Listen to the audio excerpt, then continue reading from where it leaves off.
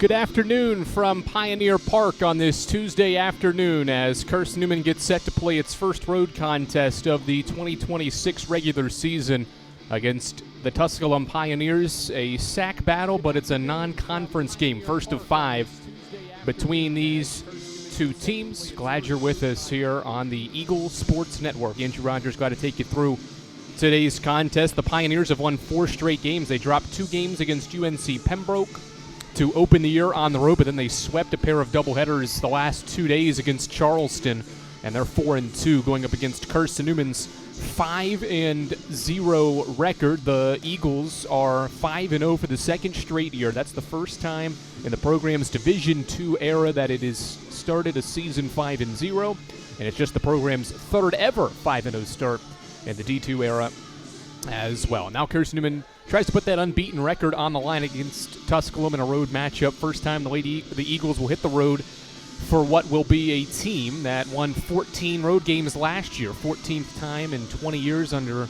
head coach Tom Griffin that his club has produced a double-digit win total on the road. Looking for another good road season this year, and it starts here in Greenville, Tennessee on this warm February Tuesday. Carson-Newman today will face off against a graduate student. Drew Slowinski is a 6'4" right-hander from Knoxville, Tennessee. He redshirted last year and has not pitched since late in the 2024 season, a year where he made 16 appearances. Carson-Newman's in blue uniforms today, gray pants against Tusculum's orange uniform, white ball caps, and white pants as Maddox Green leads things off. The freshman from Deep Gap, North Carolina, starting in left field, stands in the right-handed hitter's batter's box, steps in, and the first pitch from Slowinski bounced in there well outside for ball 1, and we're underway at 2:01 in the first midweek game for both of these clubs. Certainly Tusculum, having played its 5th game in 3 days, will face more of a challenge, but it's still a challenge for Carson-Newman as well. More on that as we go through as well, as Green takes a fastball away. Just missed Slowinski with an extra stare down after that second pitch to Maddox Green missed outside.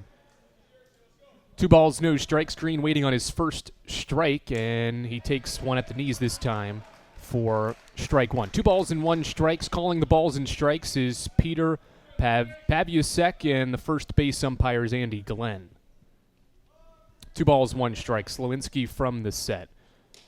Pitches another fastball, and it's 2 balls and 2 strikes to Maddox Green, who is a .286 hitter, but he's reached base 72% of the time through the first 5 games of the season. He's been one of Carson-Newman's best players at getting on base, and that's why he leads off and fouls the 2-2 back to the screen.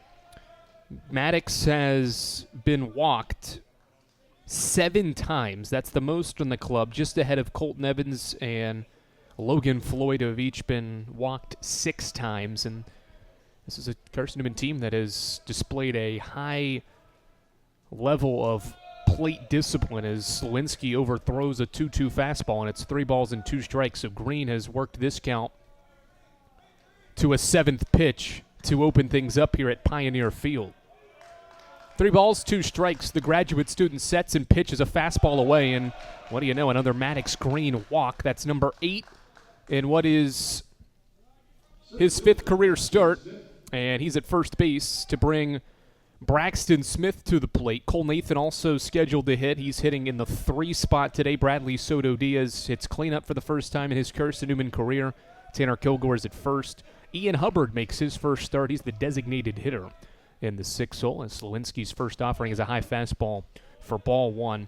7, 8, 9 is Aiden Gibson, Colton Evans, and Jacob Rogers for Carson-Newman. The Eagles are down 2 starters today as Tusculum's catcher Jack Gagnon is out to talk with Drew Slowinski after the first pitch missed to Braxton Smith at 1 ball, no strikes. Carson-Newman is down John O'Pierce and Logan Floyd today. Carson-Newman has had the flu work its way through the team here early in the year, and it's hit 2 of Carson-Newman's regular starters. John O'Pierce has started all 5 games at short. Logan Floyd had been in the lineup all 5 games. They're both out today. 1 ball, no strikes. Slowinski sets at the belt, pitches a 1-0 fastball. Inside corner, it hits the zone to Braxton Smith for strike one. Braxton hitting .600 right now, 3 RBI. He missed a game with an illness as well. Still early in the year in his sophomore year, starting in center field in this game. Takes a 1-1 changeup low. 2 balls and 1 strike. On Carson-Newman's number 2 hitter in the order, Braxton Smith. He steps out with 1 foot, looks up the third base line to get a signal from head coach Tom Griffin. Now he steps back in. Slawinski sets, glove at his belt. A long pause and a pitch home, and Smith swings and misses at a 2-1 fastball. The count moves to 2 balls and 2 strikes. Green had an extended lead there. Took an extra secondary, but stayed put. Normal depth for Tusculum's infield. As Slawinski comes set. 2 balls, 2 strikes, nobody out, top of the first. Green at first base for the Eagles. The 2-2 home. Bounced into the dirt, got away from Gagnon as well. Green sprints to second base. Hard turnaround second. He'll stay put there. Gagnon recovers along the brick wall that surrounds Eastman Credit Union Field here at Pioneer Park. So a wild pitch moves the count to 3 balls and 2 strikes on Braxton Smith, and Green's in scoring position. Eagles threatening early as Gagnon needs a second. He's clutching his right hand, trying to work something out there with his throwing hand prior to getting back into his catcher's stance. He's in his stance, gives Slawinski the sign. He sets, looks back at Green at second base, and the pitch home is Smith line drives it into left field, down the line for a base hit. Maddox Green gets the go sign at third. He sprints home. Braxton Smith to second base. He slides in safely, and it's an RBI double for Braxton Smith, and Carson-Newman strikes early. It's 1-0. Back-to-back at-bats that Carson-Newman started the game and been able to work to a 3-2 count.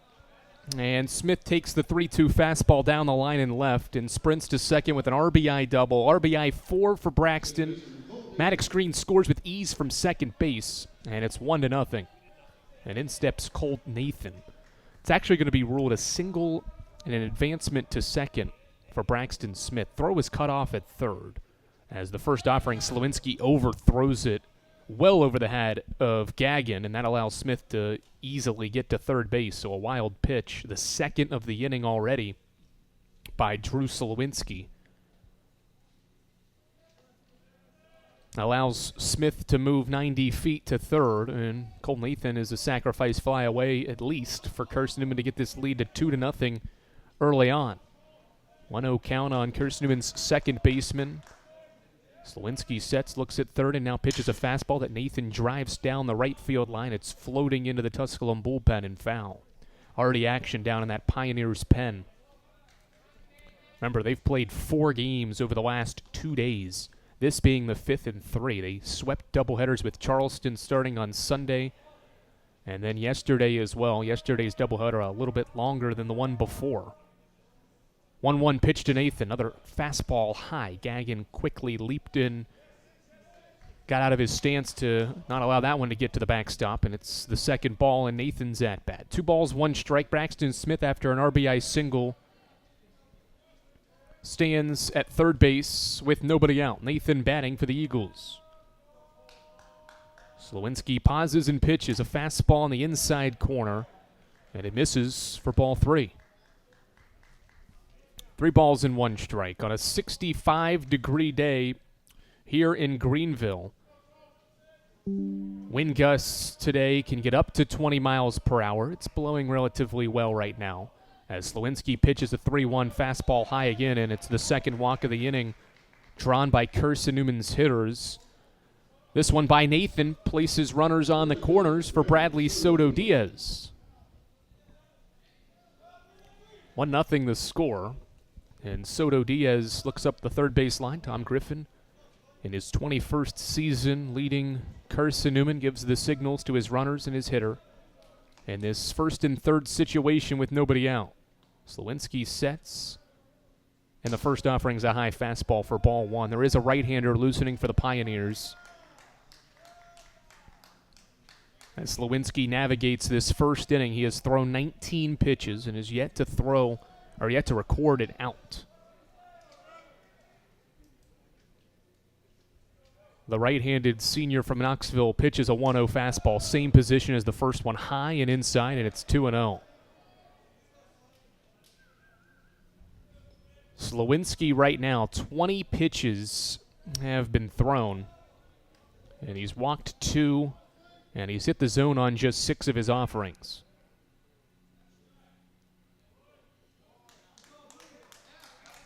Violation on Bradley Soto Diaz. Did not address the pitcher prior to getting back into the batter's box in time. Pitch clock went down too far. So it's a strike on Soto Diaz. 2 balls and 1 strike now the count. Corner is occupied as Soto Diaz swings and misses, and it's strike 2. So that changes the complexion of Soto Diaz's at-bat. He had a 2-0 count, but did not get into the batter's box and address the pitcher in time, thus being called for a strike, and then he swung and missed. So it's 2 balls and 2 strikes. Nobody out in the first. Eagles by a run. The 2-2 to Soto Diaz is bounced foul down the line at third. Softly hit. And it's the count stays at 2-2. Carson-Newman offense coming off a 23-run performance in the series finale against Cedarville, won 23-4, most runs in a game in 6 seasons, and the 5th time in the Tom Griffin era the Eagles have scored 20 runs as Soto Diaz swings and bounces the 2-2 softly back to the pitcher. He had to move to his right, could not control the ball with his bare hand in time. Soto Diaz sprints up the line without a throw safely, and the bases are loaded in the first with still nobody out. It was softly hit in no man's land between the third baseman Goins and the pitcher Slowinski. The third baseman Goins stayed at third to try to keep Braxton Smith close, so it was the pitcher's ball the whole way, but he never got a hold of it as he tried to barehand it, and it goes down as an infield single for Soto Diaz. And now time called, and the Pioneers are going to the pen. 4 batters into the game. Drew Slowinski's thrown 24 pitches. He's given up 2 singles. He's walked the other 2 hitters he's faced. The bases are loaded. There's nobody out. And the Pioneers go to the pen. We'll tell you who Tusculum's new pitcher is after these messages. Carson-Newman leads 1-0. Still nobody out here in the first on the Eagles Sports Network.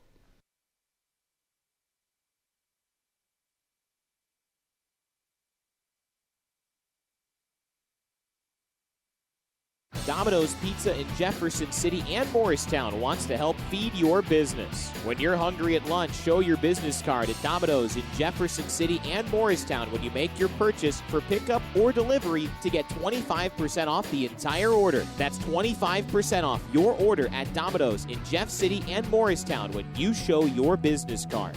Call 865-471-6700 to get a pizza. Domino's, the official pizza of the Carson-Newman Eagles. In 2025, we celebrate 130 years of Carson-Newman athletics. Over the years, the teams at Carson-Newman have been known for their toughness and Christian spirit. Through the decades, teams and individuals playing at the highest levels have brought recognition for this little school on the banks of Mossy Creek. While we remember the past, we look towards the future. So join the Eagle Club today as we continue to support our athletes and coaches through funding and facilities. Talons up. Join the Eagle Club today. Visit cneagles.com/Eagle Club. All right, back at Pioneer Park where Carson-Newman has a 1-0 lead over the Tusculum Pioneers. The bases are loaded. There's nobody out. And Brandon Steele has turned to Aiden Moore, a redshirt sophomore pitcher out of Lebanon, Tennessee, making his 2nd appearance of the year. This will be career appearance 18.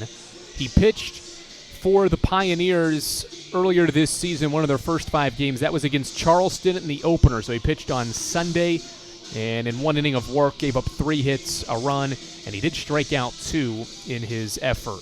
Last year he made 16 appearances out of Tusculum's bullpen, had 2 wins in 20 innings with 16 strikeouts, and an 8.10 earned run average. So Aiden Moore thrust into this situation where the bases are loaded. There's nobody out. Carson-Newman's already up a run on Braxton Smith's RBI single.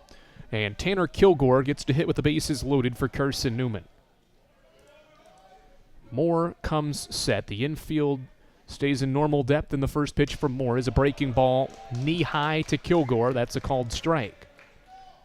Good start for Moore. Slowinski gave up 2 singles and 2 walks in his 4 batters faced.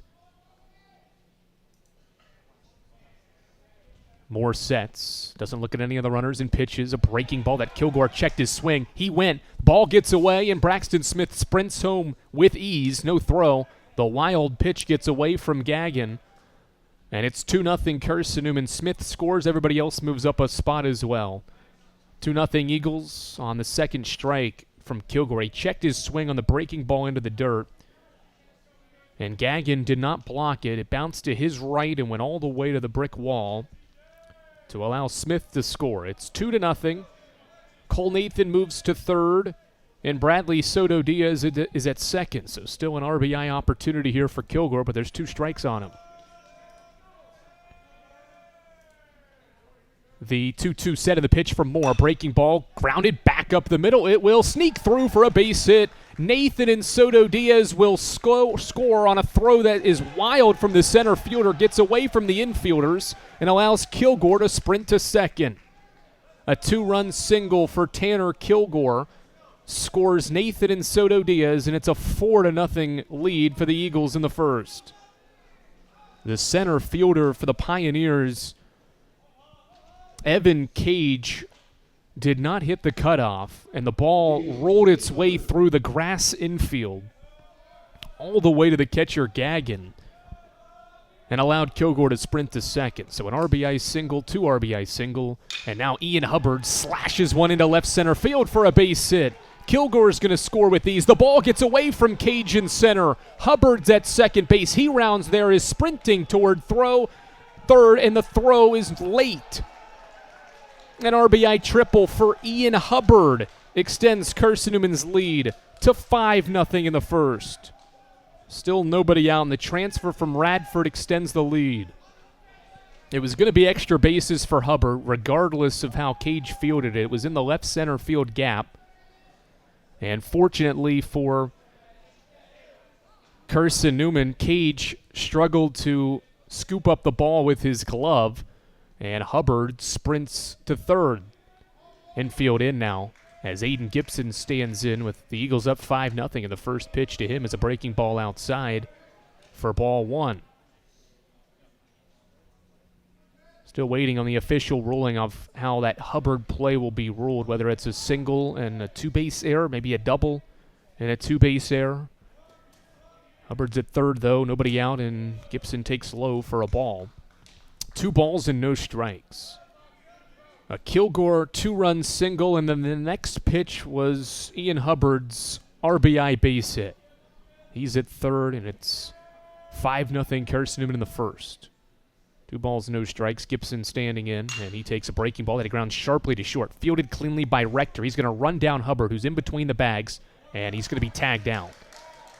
Infield was playing in, and Hubbard was caught in between whether he should go back to third or head home, and tagging him out is the shortstop Rector for the first out of the inning. So it takes Tusculum 7 batters, but they do finally get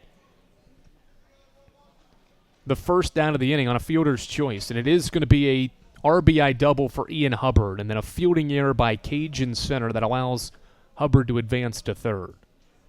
So 5-0, 1 out, and now the 8-hitter Colton Evans standing in, and Moore will pick over to first base.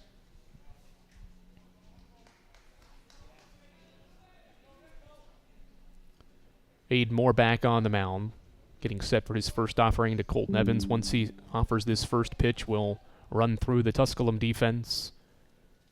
First pitch is a breaking ball into the dirt, taking off for second base. Gibson got a great read on the ball in the dirt and sprints up to second base,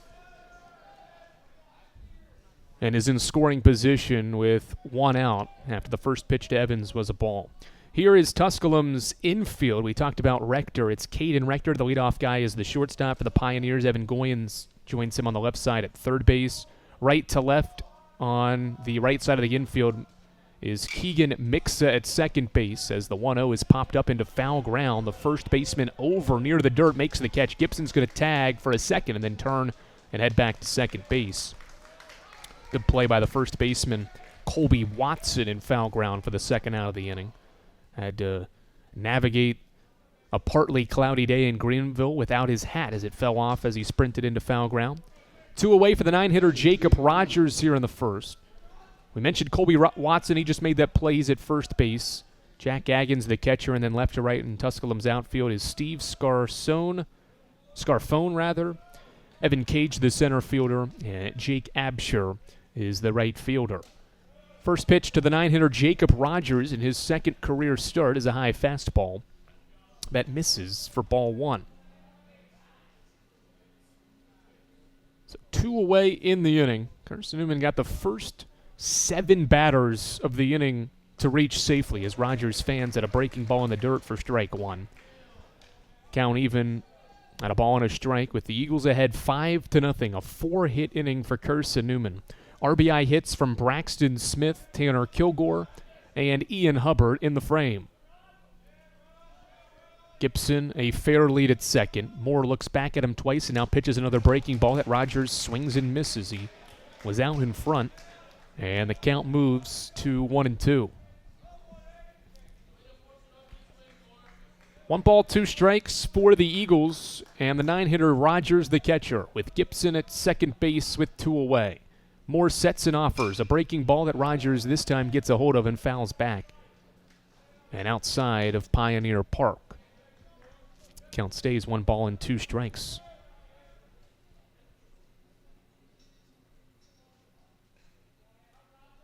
First 4 runs of this inning, all earned runs charged to Drew Slowinski. 1-2 again from Moore as a tapper foul into the Eagles' dugout. Good play by Ryan Bolton, one-handed snag after it hit the netting behind the Eagles' dugout.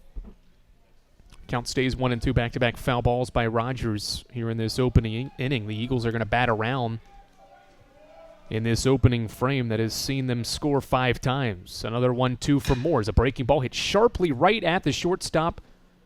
Rector, his high throw is secured by Watson, and the inning is over. But a productive inning for Carson-Newman. It scores 5 runs on 4 hits with an error, and they leave 1 on.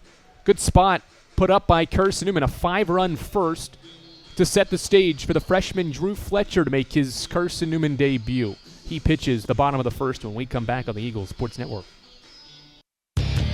Dorm food got you down? Need a home-cooked meal? Then Lisa's Country Kitchen is for you. Lisa's Country Kitchen has been feeding Carson-Newman students for 15 years. Lisa's has a family-friendly atmosphere all day long, from the morning with their $2.99 breakfast specials to dinner with Lisa's fresh, never-frozen steaks. Carson-Newman students get a 10% discount with their student ID.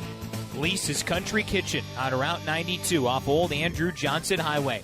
The best food for the best prices. Looking to make your home more comfortable and affordable? Maybe with a new electric heat pump or new attic insulation? And don't forget new doors and windows. AEC is here to help. We have a quality contractor network, easy financing, and incentives for home upgrades. Plus, AEC carefully inspects every job to ensure the highest quality satisfaction. Visit our website at aeccoop.org for applications, contractor lists, and more details. AEC, power what matters most. 3 different Eagles drive in runs and a 5-run first for Carson-Newman, who now heads to play some defense, and Drew Fletcher warms up prior to his first career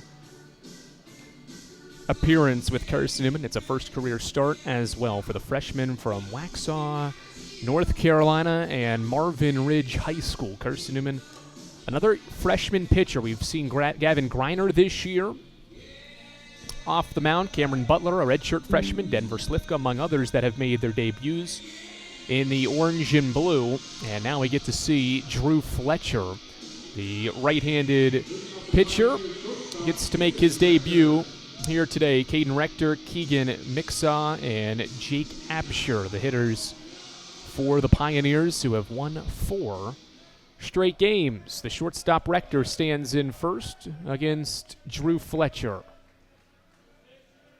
Fletcher gets the ball in Carson-Newman's first midweek game of the 2026 campaign, and he works into his windup, first offering a high fastball for ball 1. Gavin Greiner has 3 pitches to work with. He will utilize a 2-seam fastball that can run in on the hands of these Tusculum right-handed hitters. 1-0 wind is another fastball. This one is right down the middle for strike 1. Also in a slider in Fletcher's mix along with a changeup, but that slider is more of his change of speed pitch rather than the changeup. 1 ball, 1 strike. The pitch home to Rector is a high pop-up in the infield. Behind second base, it's Cole Nathan backing up, and in the infield dirt makes the catch with the second hand, his left hand, helping gather and guide the ball into his mitt for the first out of the inning. In steps Keegan Mixa. Here's Carson-Newman's infield. Nathan joined at first base by Tanner Kilgore along that right side of the infield. Jacob Rogers, the Eagles catcher, making his second career start. The left side has Colton Evans at third, and Aiden Gibson is short as Fletcher misses on his slider away for ball 1 to start the at-bat against Mixa. Aiden Gibson back at shortstop, making just his 5th start in the last 2 years at that position. 1-0 line of the pitch from Fletcher. Fastball a little high, just above the hands of the right-handed hitting Mixa for ball 2. Gibson was Carson-Newman's everyday shortstop in 2024, which was his sophomore year, but moved over to third and spent all of his junior year there, basically, as a fastball jams Mixa. Softly hit to first. Kilgore off the bag, flips to a covering Fletcher at first, and the play is made. Well done there on a fastball that ran in on the hands of Mixa. He tried to be aggressive on a 2-0 fastball, but it ran inside and jammed him. The softly hit ball fielded by Kilgore with ease, and the 3-1 put out at first is the second out of the inning, and now Jake Absher. Absher, one of the stronger hitters for the Pioneers this year, tied for the team lead with 5 hits through 5 games played. Checked his swing, but takes a slider at the knees for strike 1. First pitch strike of the day for Drew Fletcher in his debut. Looking to send the Pioneers down in order. A long look in, gets into his windup, and offers an 0-1. Another slider. This one stayed a little high, and it's ball 1.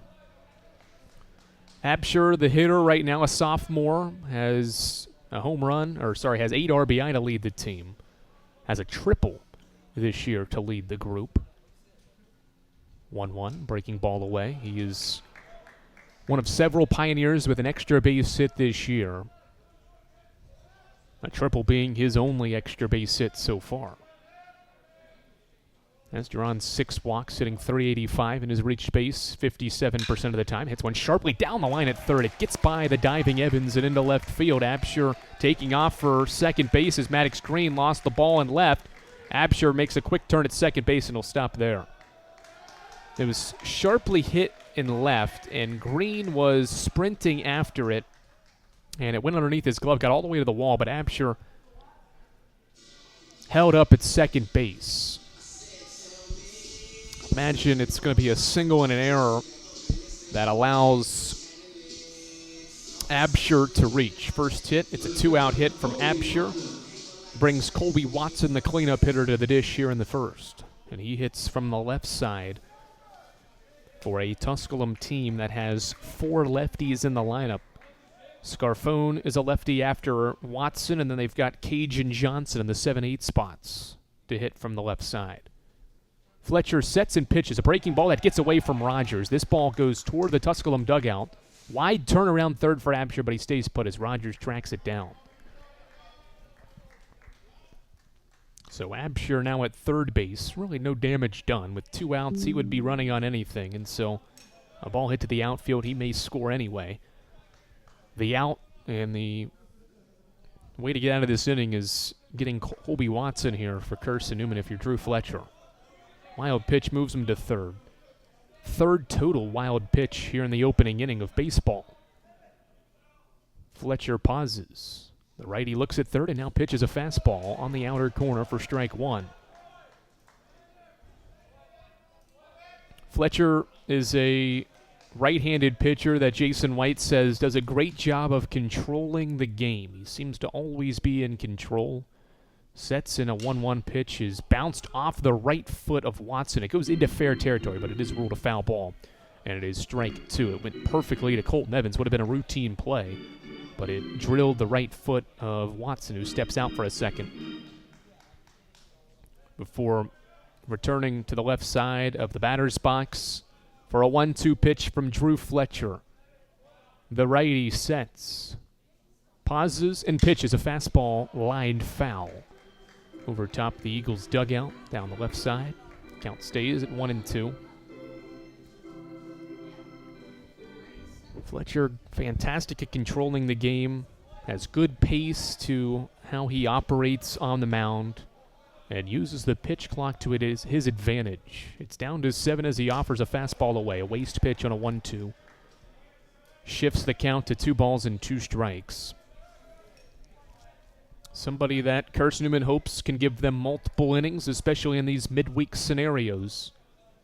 2-2 strikes. The freshman sets a look at third base, a long pause, and now the pitch home is grounded to the right side. Right to Tanner Kilgore. He bobbles it, recovers easily, and holds off Fletcher and says, "I'll take it myself," for the final out of the inning. So a 2-out hit from Jake Absher. He moves to third on a wild pitch, and an error got him there as well, but Drew Fletcher strands him. No runs on a hit, an error, and Absher left at first. It's a scoreless first inning in Drew Fletcher's debut, and now Carson-Newman's top of the order heads back to the dish with a 5-0 lead as we head to the second inning from Pioneer Park after this. We love to cheer for our home teams, like the Eagles. It means more when we're rooting for the people we know. Did you know Tri-Lite is your home team internet provider? We're right here in Jefferson City, serving the people we know with our ultra-fast, ultra-reliable fiber broadband network. And we'd love to serve you. Learn more at trilite.net or by calling 833-847-0824. Go Eagles! How do you know you're in a community, not just a town? Well, strangers smile as they walk by. They refill your coffee without you asking. And when you ask directions, people offer to walk you there. Communities give more. The way you know when you walk into First Bank that you are in a real community bank. Great products, direct access to your local bankers, and relationships that can last a lifetime. Don't just have an account. Have a community with First Bank. Member FDIC. Andrew Rogers, so glad you're with us on a beautiful February Tuesday. It was hard to believe that we were going to have 65-degree weather for baseball just 2 days ago. Carson-Newman and Tusculum, among other teams throughout the southeast region, have played some very, very cold baseball. Carson-Newman's not played a game above 40-degree weather, and they have been blessed today to play in 65-degree weather against the Tusculum Pioneers on this Tuesday afternoon. And for what we thought was going to be a cloudy day, but there's some blue skies working their way through the Greenville area, and it's a sun-soaked Pioneer field here as Maddox Green stands in to lead off the second frame after Carson-Newman batted around in the first. First pitch of the inning is an inside fastball that hits Green. Maddox Green is going to have his middle name changed this year to Freebie. Maddox Freebie Green. All he does is draw freebies. He has been walked 7 times this year, and that's the 3rd time he's been hit by a pitch. So 10 freebies for the freshman in his 5th career game. He's at first base just like that. Braxton Smith stands in. The breaking ball, bounces away from Gag and gets away from him. Maddox Green turns at second base and will stop there. So another wild pitch. And 2 pitches into the inning, Carson-Newman has a runner in scoring position without putting bat on ball.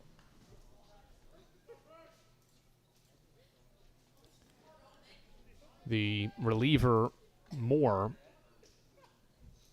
asked for a new baseball, and he is granted one as he heads back to the mound to face Braxton Smith, who singled in the opening inning to score Green.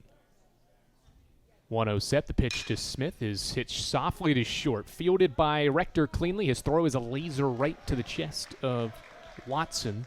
Play is made, but a good read on the ball by Maddox Green. The ball was hit to his left as he got a secondary lead at short, and so he wisely heads to third base and is there with one out for Cole Nathan. So a 6-3 play is the first out of the inning. And here's Nathan with a runner at third base.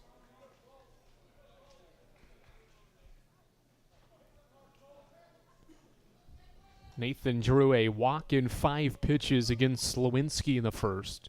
Infield in for Tusculum as the first offering is a breaking ball away for ball 1.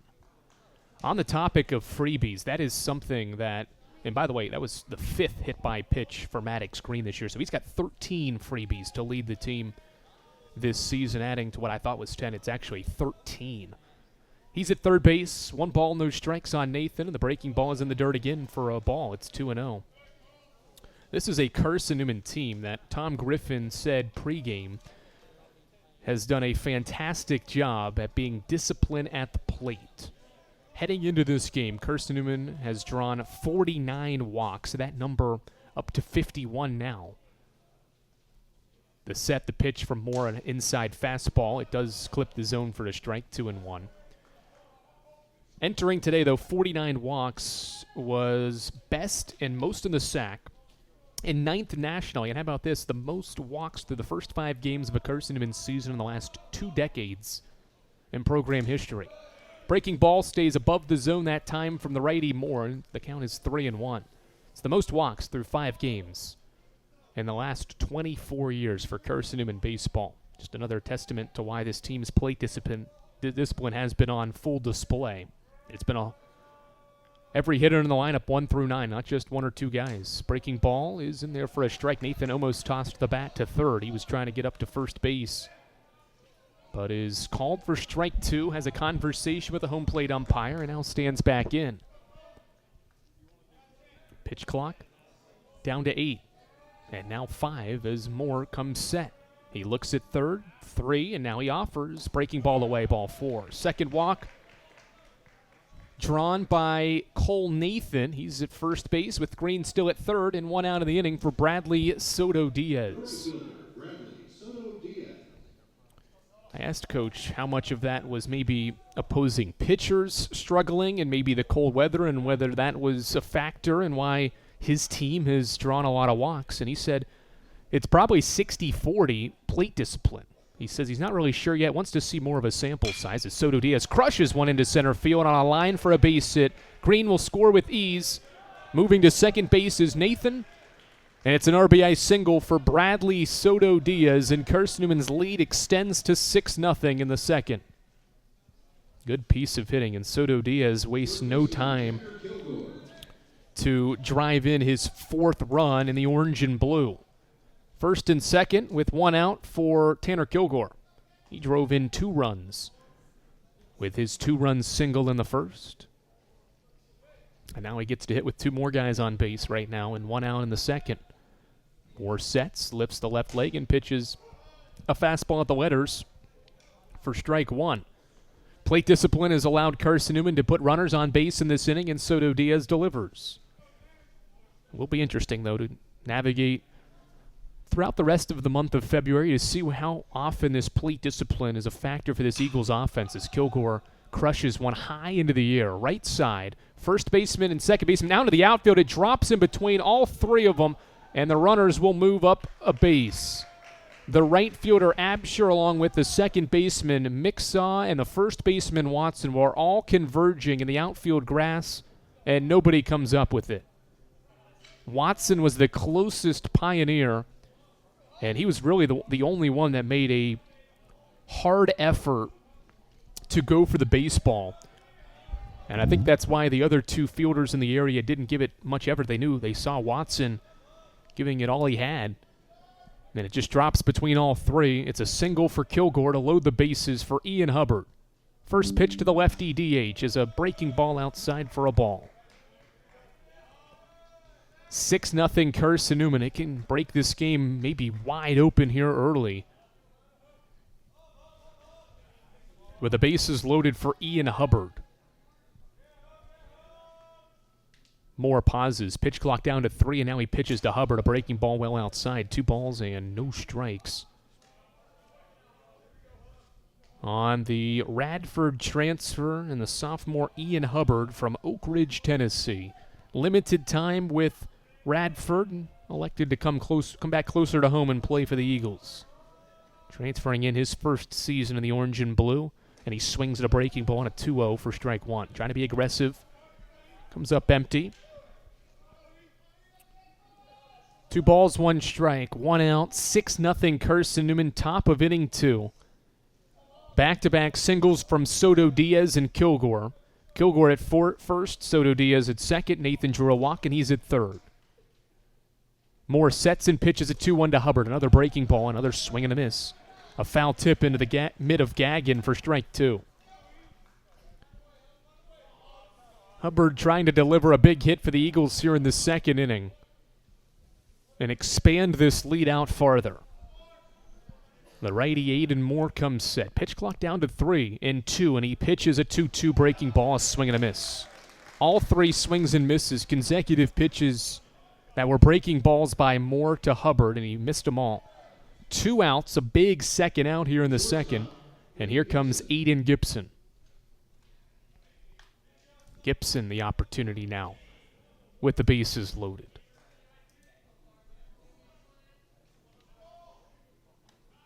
Time called. Tusculum's head coach is Brandon Steele in his 8th overall season. The Tusculum grad of 2011 has made the signal to go to the bullpen. So the end of the line here for Aiden Moore. He offers 31 pitches to get 5 outs in this game, 4 hits, 2 runs. His line's not complete, but that's his line for now, a walk and a strikeout. And after 31 pitches, his day is over. We'll tell you who Tusculum's new pitcher is. Carson-Newman has the bases loaded. There's 2 outs in the top of the second, and the Eagles already lead 6-0. We're back after this on the Eagles Sports Network. Domino's Pizza in Jefferson City and Morristown wants to help feed your business. When you're hungry at lunch, show your business card at Domino's in Jefferson City and Morristown when you make your purchase for pickup or delivery to get 25% off the entire order. That's 25% off your order at Domino's in Jeff City and Morristown when you show your business card. Call 865-471-6700 to get a pizza. Domino's, the official pizza of the Carson-Newman Eagles. In 2025, we celebrate 130 years of Carson-Newman athletics. Over the years, the teams at Carson-Newman have been known for their toughness and Christian spirit. Through the decades, teams and individuals playing at the highest levels have brought recognition for this little school on the banks of Mossy Creek. While we remember the past, we look towards the future. So join the Eagle Club today as we continue to support our athletes and coaches through funding and facilities. Talons up. Join the Eagle Club today. Visit seeandeagles.com/Eagle Club. Aiden Sproles is Tusculum's new pitcher with the bases loaded and 2 outs. He is a right-handed freshman from Johnson City, Tennessee. 6'2" and 250 pounds. He is the right-hander to come into the game for the Pioneers. All 3 pitchers now that have towed the mound for Brandon Steele's team have been right-handed, and another big situation for a reliever for the Pioneers. There's 2 outs in the inning, and Sproles continues to warm up in hopes of getting this final out of the inning. This will be his 2nd appearance of the season. He threw 2 2/3 innings of work on Sunday against Charleston in the 2nd game of the doubleheader. Struck out 3 and walked 1, only gave up 1 base runner. And the 8 outs he recorded, but a much different situation here. He was part of a shutout that day. He's pitching in now a 2nd inning where Carson-Newman leads 6-0 and has the bases loaded. The Providence Academy graduate toes the mound with the bases loaded for Aiden Gibson here in inning number 2. Umpires back to their positionings. Carson-Newman's runners back to their respective bases. Nathan at 3rd, Soto Diaz at 2nd, and Kilgore at 1st. As Gibson stands in, he hit into a fielder's choice the first time and swings and fouls the first one back into the netting for strike 1.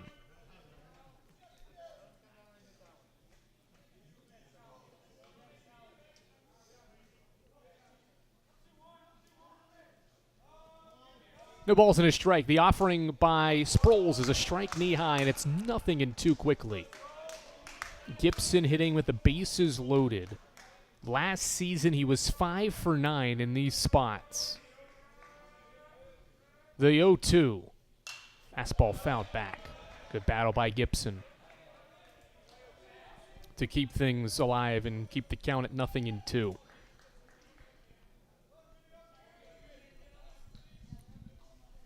Soto Diaz with a lone RBI hit in this frame. Another 0-2, a breaking ball high.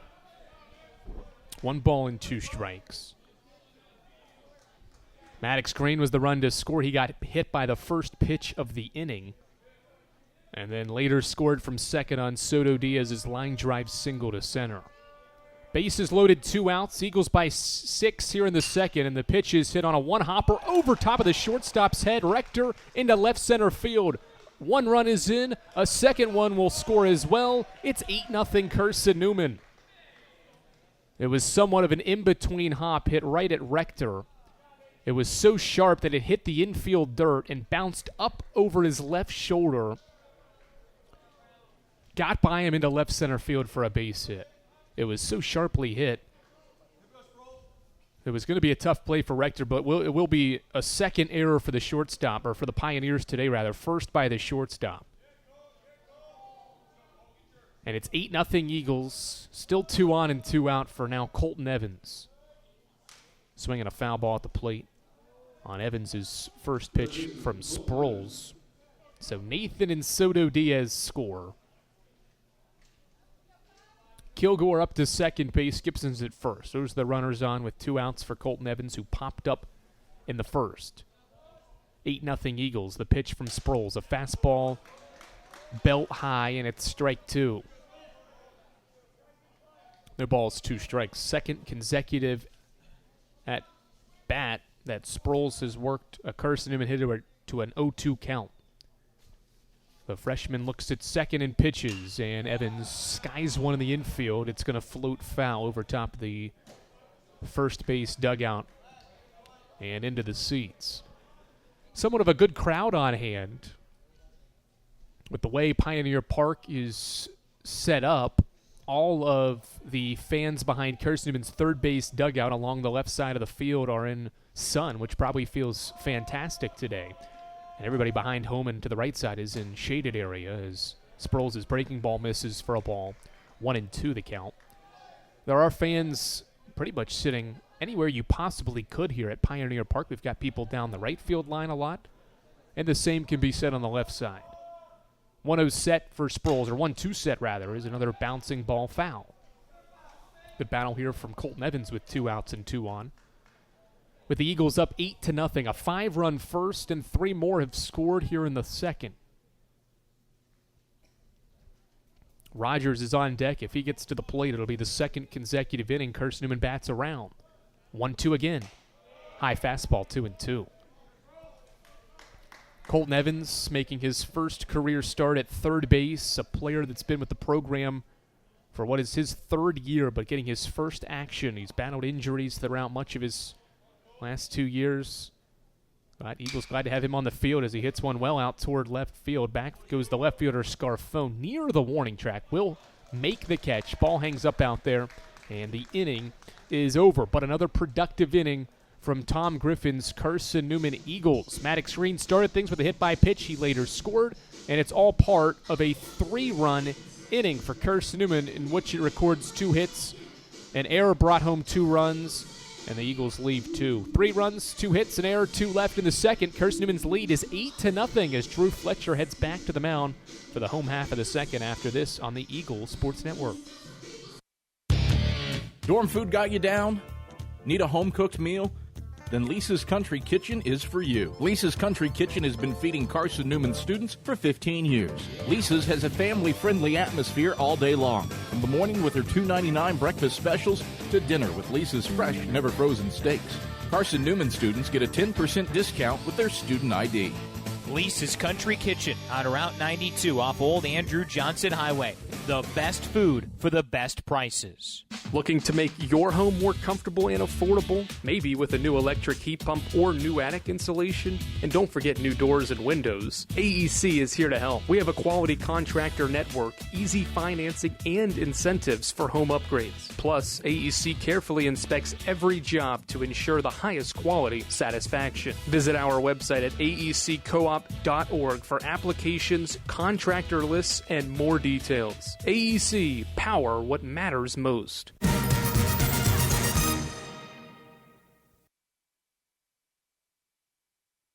All right, back at Pioneer Park, Andrew Rogers, glad to welcome you back here as Carson-Newman is out to an 8-0 lead on a Tusculum team that is in the midst of a 4-game winning streak over the last 2 days, playing their 5th game in the last 3 days.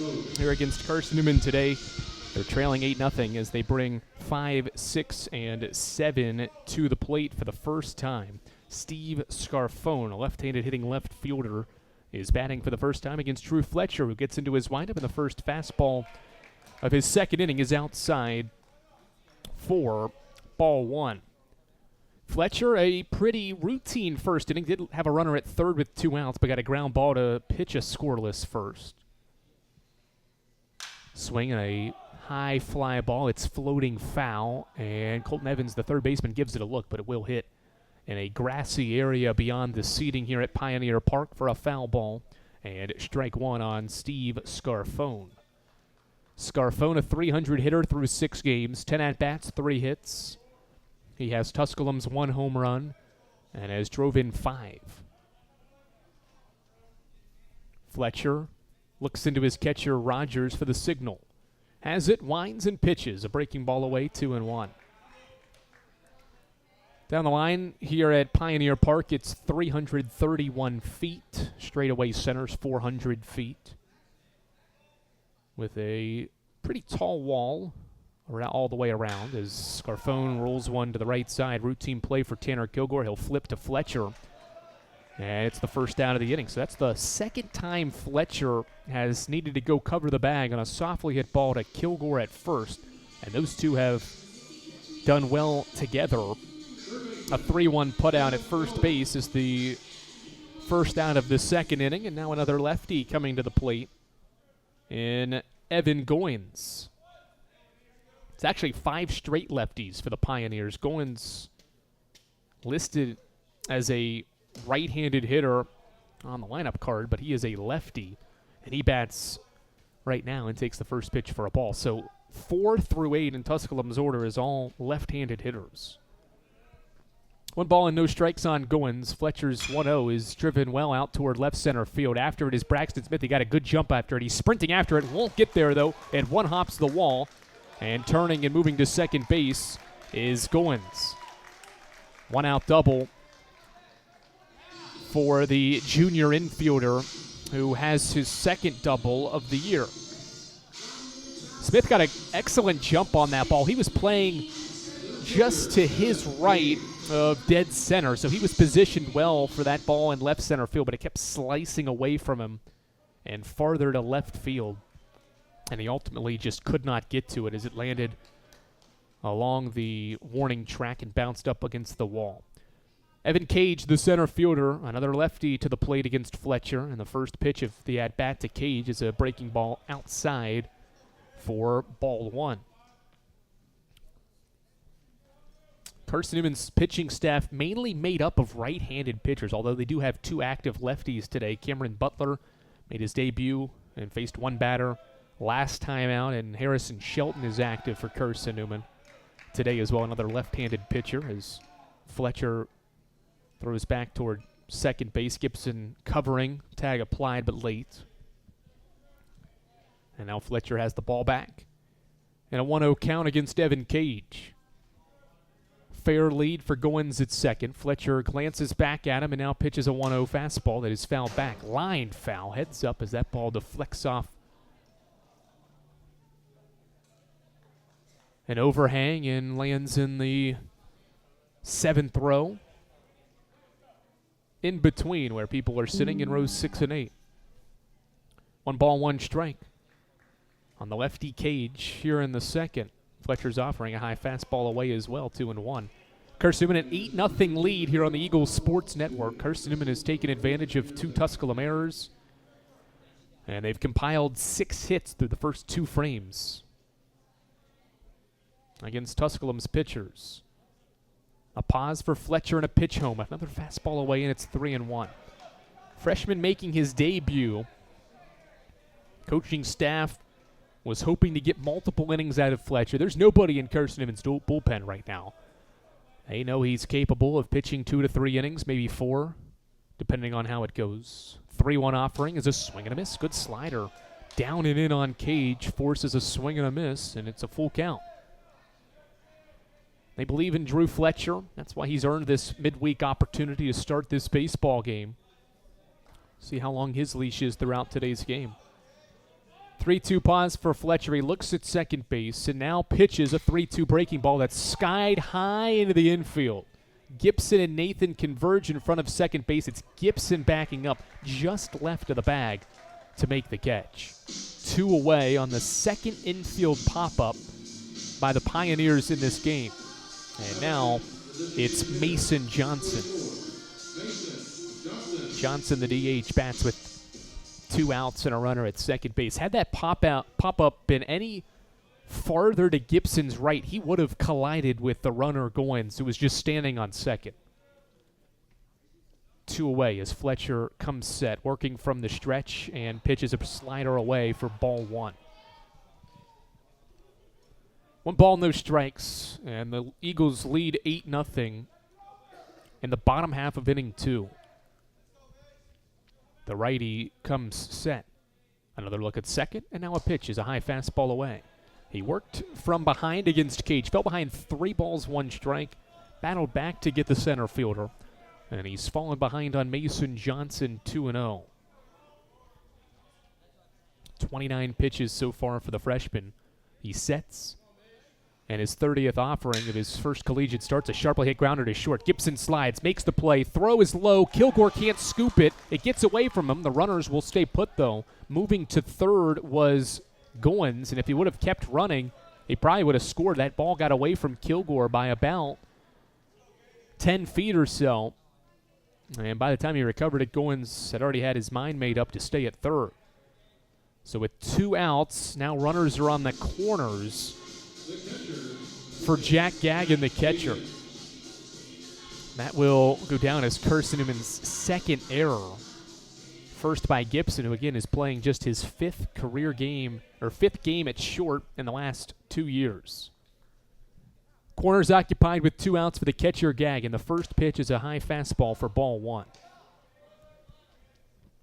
It felt like Gibson kind of stumbled as he moved to his left to get the ball, messed up his timing, and then forced the dive. He wasn't going to need to dive for it, but his stumbling of trying to move into position forced him to dive and threw off his timing on that play as Gagan takes another fastball away. It's 2 balls and no strikes. Second error by Carson-Newman. 1 in each inning to start things. 2 balls, no strikes. Fletcher's offering, fastball, waist high for strike 1. Again, no John O. Pearson, no Logan Floyd today. Those 2 would have been the normal guys to connect on that play. Both out with a sickness today. As to why Gibson's at short and Kilgore gets the start at first.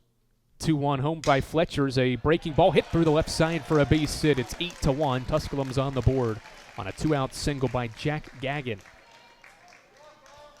Evan Goins scores and Mason Johnson moves up a spot. All right, top of the order, Caden Rector trying to continue what it is a Tusculum second inning where they've sent 6 now batters to the plate. Started with a ground ball out, Goins doubled, and an infield pop-up was the second out, but an error has extended this inning, and Tusculum's taken advantage with its first run of the day. First pitch to Rector is a line drive foul out of play.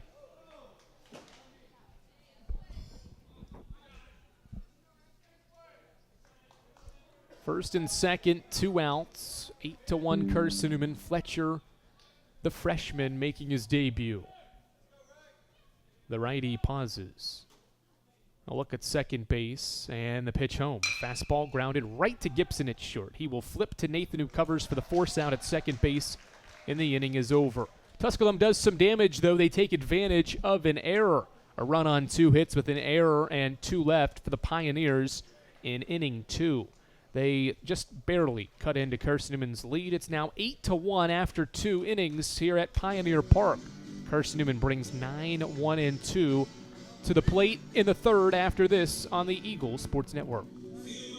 We love to cheer for our home teams, like the Eagles. It means more when we're rooting for the people we know. Did you know Tri-Lite is your home team internet provider? We're right here in Jefferson City, serving the people we know with our ultra-fast, ultra-reliable fiber broadband network. And we'd love to serve you. Learn more at trilite.net or by calling 833-847-0824.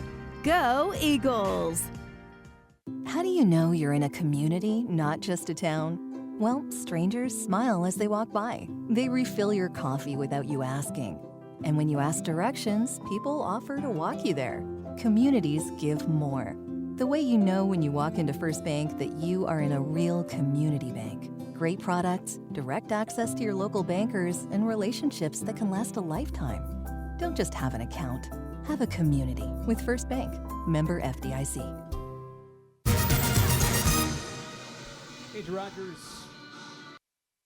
Andrew Rogers back at Pioneer Park, where Carson-Newman has an 8-1 lead after 2 frames. And back to the mound goes Aiden Sproles, who is the third pitcher of the day for the Pioneers and was able to record the final out of that second inning. Jacob Rogers will lead off. Maddox Green and Braxton Smith will follow for Carson-Newman as part of this third inning. Glad you're with us here on the Eagles Sports Network as Carson-Newman battles the Pioneers for the first time this season. These two teams will play 5 times this year. First pitch of the third is a fastball high and elevated to Jacob Rogers for ball 1. Rogers grounded out sharply to short in the opening inning. He was the final out of that opening inning where Carson-Newman batted around as he takes another one high. And it's a 2-ball and no strike count on Carson-Newman's catcher from Dandridge, Tennessee, and he got drilled in his helmet. He's okay. Takes his helmet off immediately, and I think he's bleeding because he went with his glove and tapped his left ear and then immediately went down. So Trey Miller, Brendan Kroeb, Tom Griffin all run over, and as does Tusculum's athletic trainer to check on Rogers after that hit by pitch. It drilled him in his helmet, and there is a little bit of an opening near the ear hole, so he may have got drilled either just below his ear or right at it. They are putting some padding near Rogers' left ear, and the hit by pitch will allow Carson-Newman to put the leadoff guy on for the third consecutive inning to start this game. And now the concern is for Jacob Rogers, who is on one knee, seems to be fine. He is talking to Tom Griffin and Brendan Kroeb.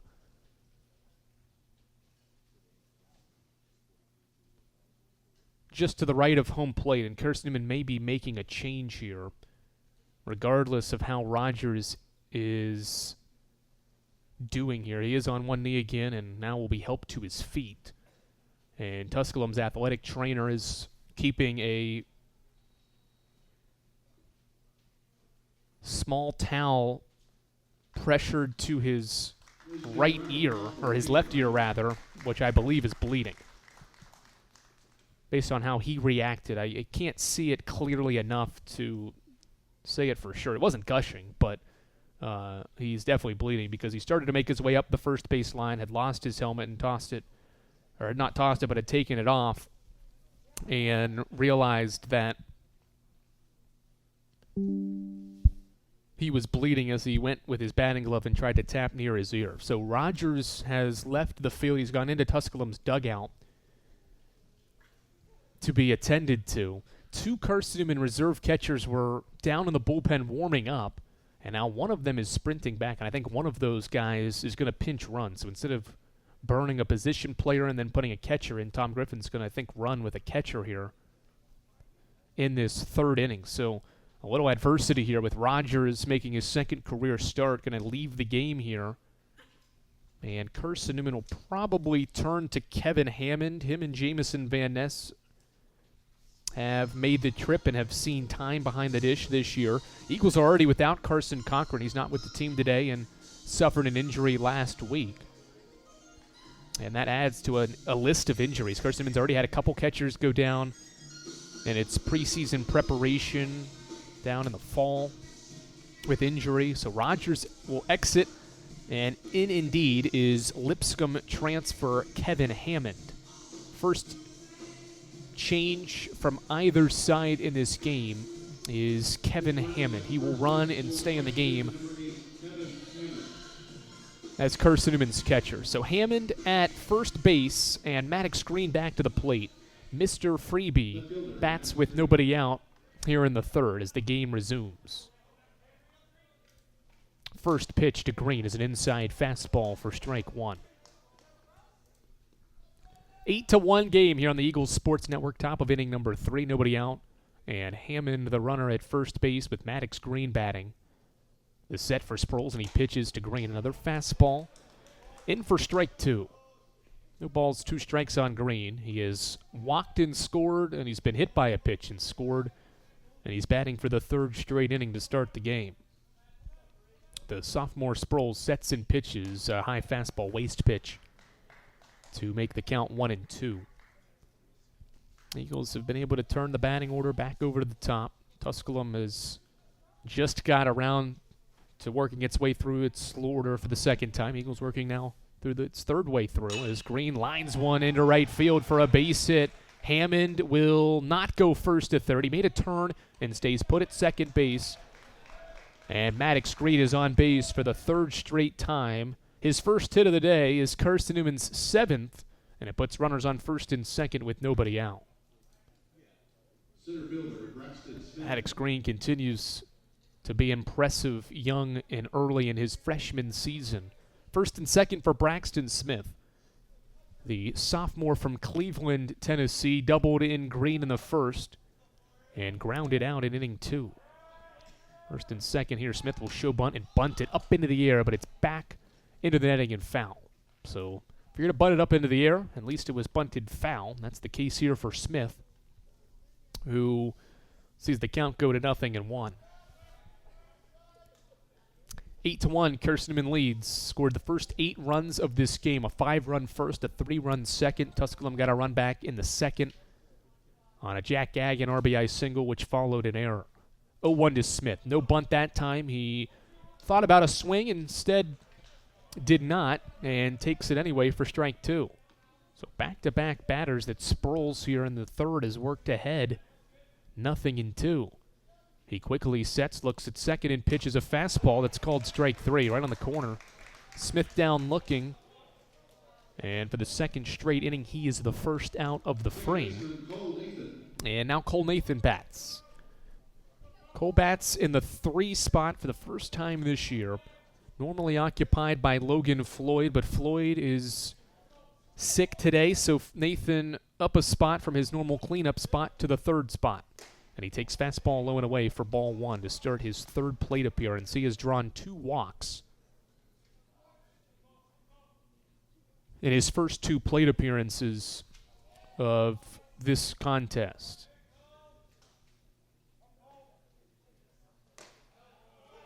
That breaking ball by Sproles is a strike on the outer edge of the plate, and it's a ball and a strike now with 2 runners on. In this 3rd inning, 1 out as well. Eagles by 7 runs, trying to pat onto that lead here in the 3rd. Nathan takes a 1-1 breaking ball away, 2 balls and 1 strike.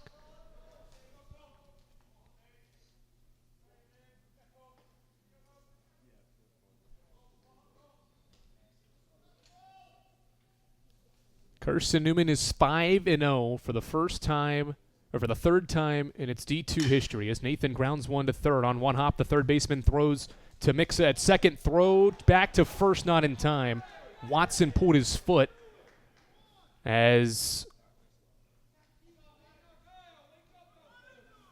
Nathan will reach first base. There was a conversation at second because Mixa was taken down by Maddox Green's slide at second base.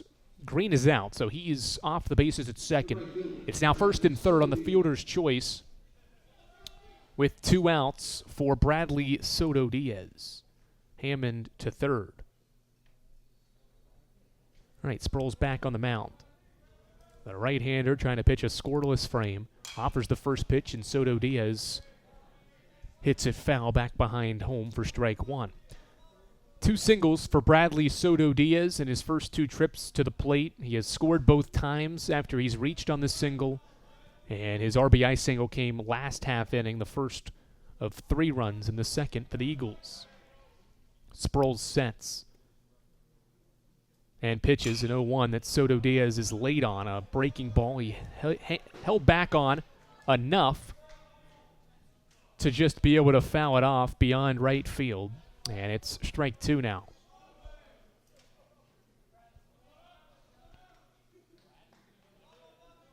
All right, no balls, 2 strikes, 2 outs. Corners occupied with the Eagles ahead 8-1 in the third. 0-2 from Sproles is a high fastball.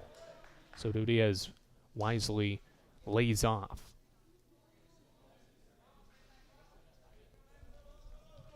Batting for the third straight inning is the senior outfielder transferring in from William Penn. Trying to fit right into this middle of the order. Here's the 1-2 breaking ball. He checked his swing, and it dings off his handle and goes foul. Nearly hit him, but it made enough contact with the bat and fluttered foul off to the right. So the count stays at 1-2. Soto Diaz facing Aiden Sproles for the first time in this game. Here's another 1-2. It's a fastball knee-high, called strike 3. 2 strikeouts for Aiden Sproles and the Pioneers in the third, and they put up their first scoreless inning of the game. He gets Smith and Soto Diaz both looking in the frame, and Carson-Newman sees an inning that it got its first 2 runners on base go scoreless. No runs for the first time in this game for Carson-Newman on 1 hit, no errors, and they leave 2 on. Drew Fletcher back to the mound with Carson-Newman up 8-1 for the bottom of the third after this on the Eagle Sports Network. Dorm food got you down? Need a home-cooked meal? Then Lisa's Country Kitchen is for you. Lisa's Country Kitchen has been feeding Carson-Newman students for 15 years. Lisa's has a family-friendly atmosphere all day long, from the morning with her $2.99 breakfast specials to dinner with Lisa's fresh, never-frozen steaks. Carson-Newman students get a 10% discount with their student ID. Lisa's Country Kitchen on Route 92 off Old Andrew Johnson Highway. The best food for the best prices. Looking to make your home more comfortable and affordable? Maybe with a new electric heat pump or new attic insulation? And don't forget new doors and windows. AEC is here to help. We have a quality contractor network, easy financing, and incentives for home upgrades. Plus, AEC carefully inspects every job to ensure the highest quality satisfaction. Visit our website at aeccoop.org for applications, contractor lists, and more details. AEC, power what matters most.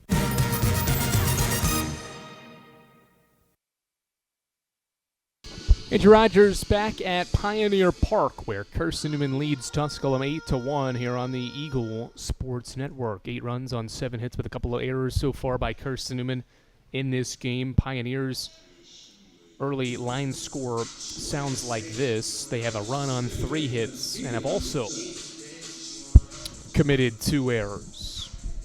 All right, 2, 3, and 4 for Tusculum in this inning. Keegan Mixa is the second baseman. He hits second, and he leads off the bottom half of the third.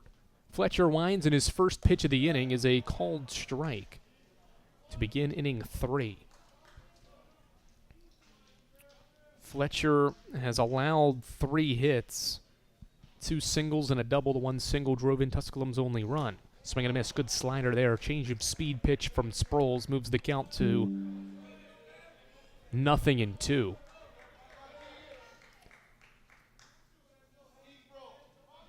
The right-handed pitcher looks into his new catcher, Hammond, behind the dish. Winds and pitches an 0-2 breaking ball. Good waist pitch. It dips just below the zone for ball 1.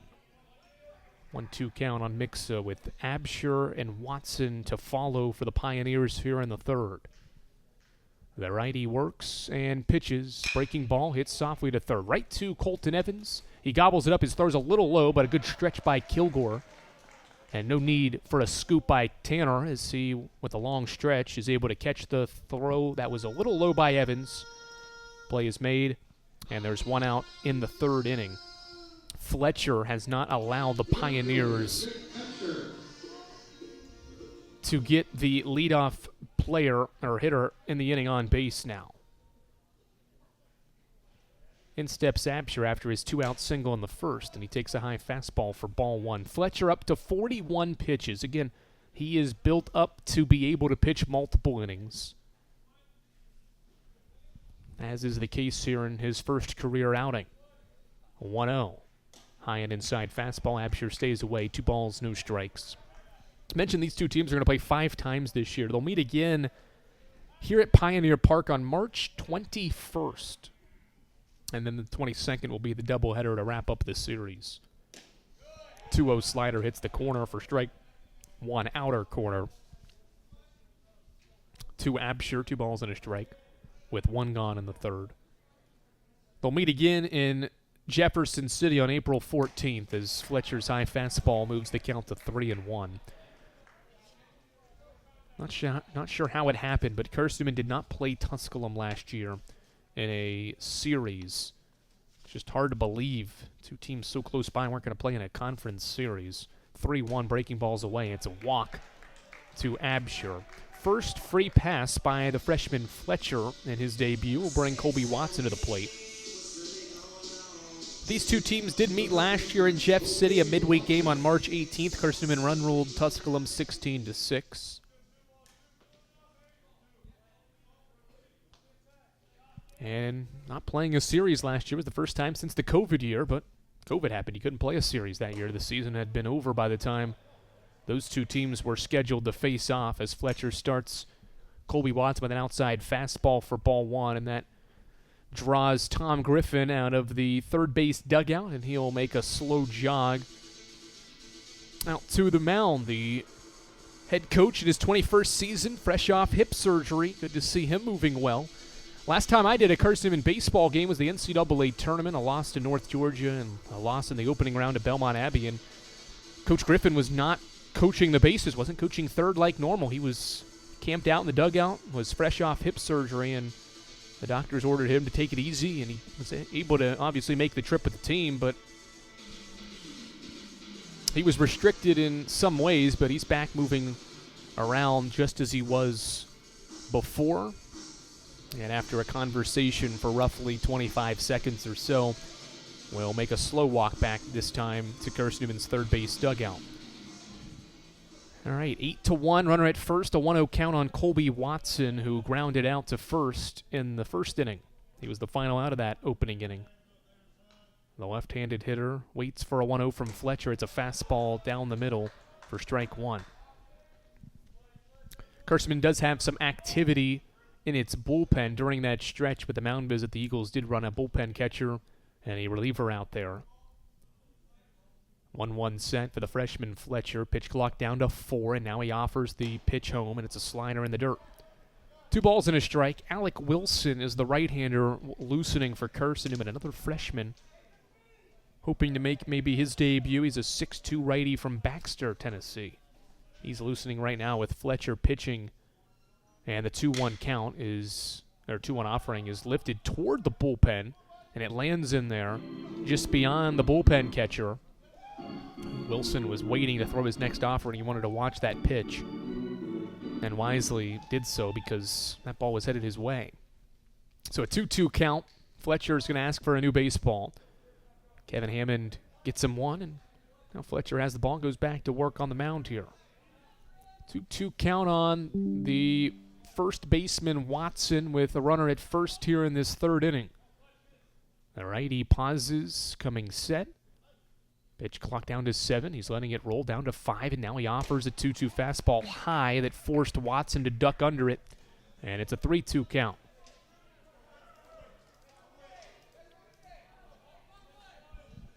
A couple of members of Carson-Newman's dugout right now encouraging Drew Fletcher in this situation against Watson. The payoff home is a fastball lined up the middle, base hit into center field. Stop sign up for for Absher.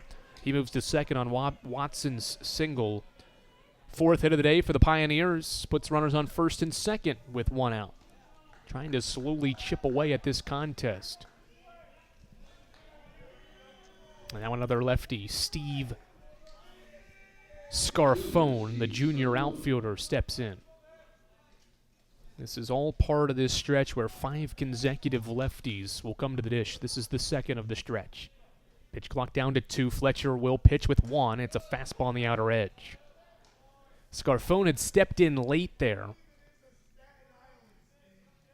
And Fletcher was getting close to a violation, just barely got that one off. 0-1 count, 2 on, 1 out. Eagles by 7 runs in the third. The 0-1 home is a line drive into right center field for a base hit. This will split the outfielders and roll all the way to the wall. 1 run is in. Soto Diaz grabs the ball with the second runner standing at third. He'll round and score without a throw. It's a 2-run double for Steve Scarfone, and it's 8-3. He took a slider from Fletcher into right center field with a lot of space here at Pioneer Park in the outfield. By the time Soto Diaz and Smith converged on the ball, it was the right fielder Soto Diaz to grab it, but by then already 2 runs had scored. Absher and Watson score. 2-run double for Scarfone. He's at second base now for Evan Goins. A walk, a single, a double in the last 3 at-bats for the Pioneers here in the third. Fletcher's pitch home is a high fly ball to left. Maddox Green sprinting in, loses his ball cap, sprints and makes the catch. 2 away. Initially took a step back on the softly hit fly ball. It was in the air, though, high enough and long enough to allow the speedy freshman to run after it. That's a much-needed second out as Goins swings and is out on this first pitch of his at-bat. And there's 2 away for Evan Cage, and that will be the end of Drew Fletcher's day. Jason White is out of Carson-Newman's dugout, and a change will be made.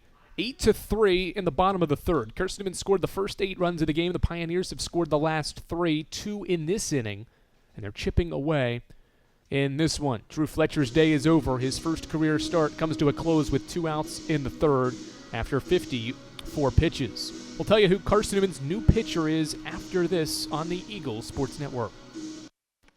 Domino's Pizza in Jefferson City and Morristown wants to help feed your business. When you're hungry at lunch, show your business card at Domino's in Jefferson City and Morristown when you make your purchase for pickup or delivery to get 25% off the entire order. That's 25% off your order at Domino's in Jeff City and Morristown when you show your business card. Call 865-471-6700 to get a pizza. Domino's, the official pizza of the Carson-Newman Eagles. In 2025, we celebrate 130 years of Carson-Newman athletics. Over the years, the teams at Carson-Newman have been known for their toughness and Christian spirit. Through the decades, teams and individuals playing at the highest levels have brought recognition for this little school on the banks of Mossy Creek. While we remember the past, we look towards the future. So join the Eagle Club today as we continue to support our athletes and coaches through funding and facilities. Talons up. Join the Eagle Club today. Visit cneagles.com/Eagle Club. Carson-Newman back to work defensively. And a new pitcher into the game. Drew Fletcher records 8 outs in his collegiate debut, and now he hands it to another freshman who will make his collegiate debut. Right-handed pitcher Alec Wilson is a 6'2 right-hander from Baxter, Tennessee, and he is warming up with his infield behind him as he gets set to make his first career appearance, and it will come with a runner at second base.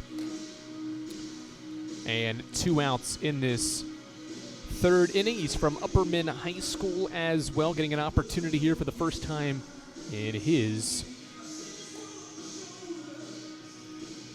Eagles career. And the situation is one that just trying to get out of this third inning and maybe give him some more after that, trying to limit the damage in what's already a 2-run third. Alec Wilson, the pitcher now for Carson-Newman. Reliever that has a slider, fastball, changeup combination. And among the freshmen, Jason White said he is one of the best freshman pitchers on this staff at throwing the changeup. His changeup is his go-to pitch. Swing and a pop fly on the first offering of his collegiate debuts, popped up into foul ground. Evans looking, leaps, and he won't make the play. It was a foul ball into the first row, but it was just out of the reach of Evans, who was moving into foul ground, but can't come up with it. He had leaned over the brick wall, but ran out of real estate. Strike one on Evan Cage.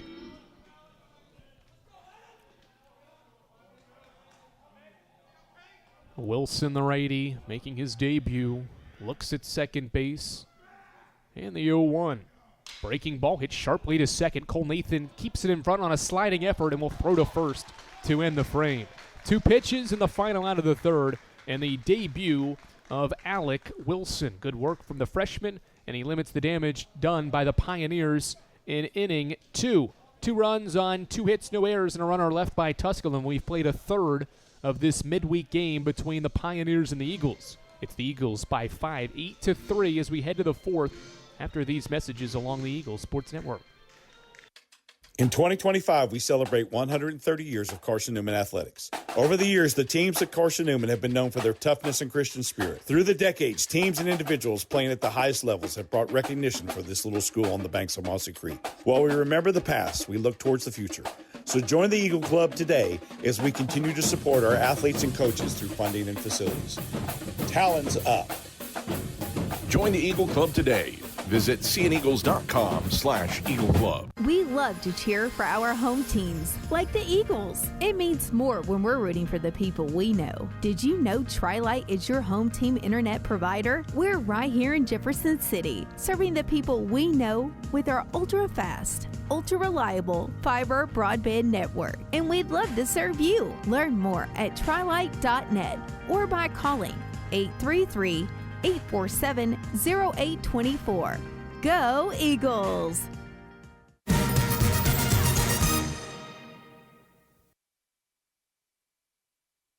All right, 8-3. Carson-Newman leads Tusculum. We're about to start inning number 4 here in Greenville, Tennessee. Tanner Kilgore, Ian Hubbard, and Eden Gibson are Carson-Newman's scheduled hitters. All will come to the plate for the third time in this game. Kilgore is 2 for 2 with a pair of singles, and he will lead things off in the inning for a Tusculum team that is turning to its 4th pitcher of the day. Ben Randall is a 6'5", 240-pound right-handed junior from Land O'Lakes, Florida. So Randall is the pitcher after Sproles for the Pioneers here in inning 4. He'll face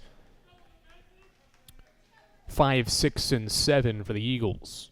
Tanner Kilgore stands in, the first baseman in today's game. Waits for the first offering. It's a fastball in there for a strike. So Randall, the pitcher for the Pioneers, transfer from Middle Georgia. Played his high school ball at Sun Lake. They're in Florida. 0-1. Ground ball foul over the top of Tom Griffin at third, and it's 0-2. On Carson-Newman's first baseman, Tanner Kilgore, who has another multi-hit game in his career.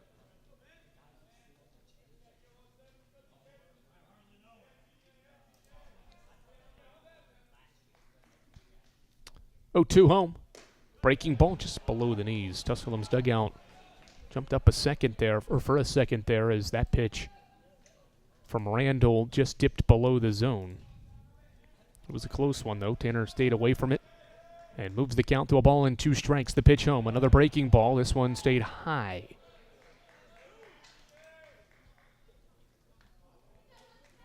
Randall last year, 5 appearances out of Middle Georgia's bullpen. A 4.5 ERA and 8 innings of work with 3 strikeouts. Middle Georgia now a Division II team in the Peach Belt as Kilgore grounds one back up the middle, and it rolls its way through the infield for a leadoff single. 4th consecutive inning, Carson-Newman has been able to place its first batter of an inning on, and Tanner Kilgore has his 3rd single of the day. And now comes Ian Hubbard. Tanner was fantastic at the start of last season.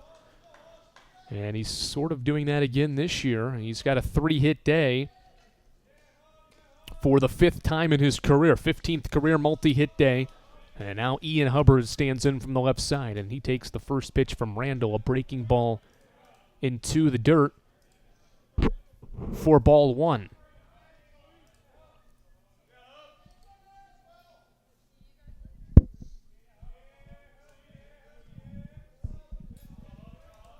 Randall sets and pitches a wild fastball well outside the zone away from Hubbard.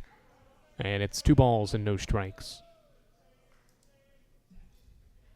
Top of inning number 4. Carson-Newman scored 5 times in the opening inning, 3 more in the second. Got ahead 8-0. Pioneers have rattled off the last 3 to make this a 5-run game. Hubbard waits for a 2-0, and he takes it in the dirt. Another breaking ball that Randall can't control. Favorable count for Hubbard, who may be taking all the way here with Kilgore standing at first base after a leadoff single in this 4th inning. The righty lifts the left leg, and his fastball hits the outer edge.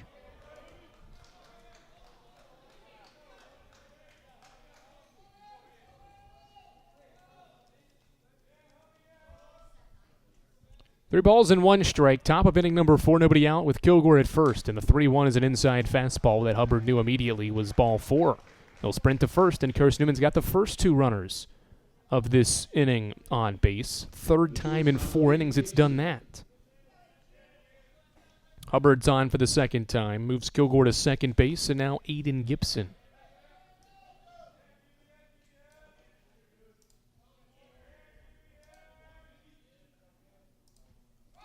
Gibson shows bunt. Perfectly placed, third base side. It's fielded by Randall, the pitcher. Off balance throw to first is a good one. He collided with Evan Goins, the third baseman, bumped into the backside of Randall, who somehow barely with his balance, or from off balance, barely off balance, made a great throw, a perfect throw to Watson, the first baseman, to covering. So it's a sac bunt for Gibson that nearly turned into an infield hit, but a good play by Randall. The pitcher makes the 1-3 put on the sac bunt, and now Colton Evans with 2 on in scoring position takes an inside corner breaking ball for strike 1. 0-1 on Evans. He has popped out and flown out in his 2 at-bats. Takes another breaking ball, another one on the inside corner as well. And he's behind here. 0-2.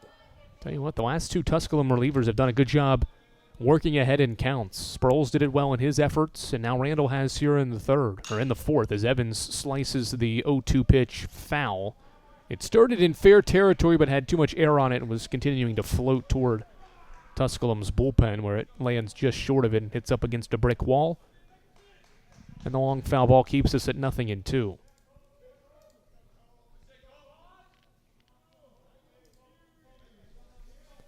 Randall, the righty, pauses. Pitch clock down to 6 as he offers a breaking ball that gets away from Gagnon. Great read by Tanner Kilgore, and he'll sprint home. It's 9-3. Carson-Newman on another ball that gets away from the catcher, Gagnon. That one may be a passed ball. It was a breaking ball into the dirt, and it slowly got away from the catcher. Either way, Hubbard moves to 3rd as Kilgore scores, and it's 9-3. Here in the 4th. 1 ball, 2 strikes. Evans, and he grounds it back up the middle, a base hit. Good 2-strike hitting by Colton Evans. And he drives in the 10th run of the game for Carson-Newman. It's 10-3 in the 4th. Colton Evans with an RBI single. That's all set up because of the wild pitch. Tusculum's infield was playing normal depth with 2nd and 3rd, 1 out. They came in with a runner at 3rd and 1 out, and that's what allowed Evans to sneak that ball back up the middle. The wild pitch brought home Kilgore, and the Evans single brings home Hubbard to make it 10-3.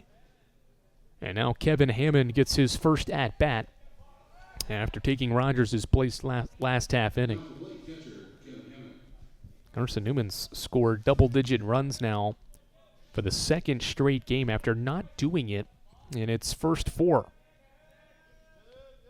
The set and the pitch from Randall is a ball that Hammond swings and pops up back behind home and foul.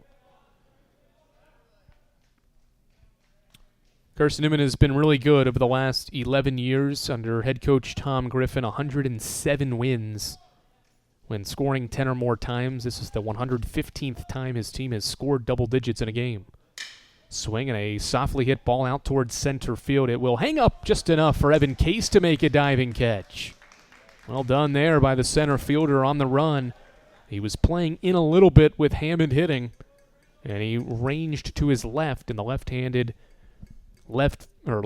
center fielder dives and makes the play, robbing Hammond of a hit. And that's the second out of the fourth inning. And the lineup card turns over to Maddox Green, and he'll bat for the fourth time in 4 innings.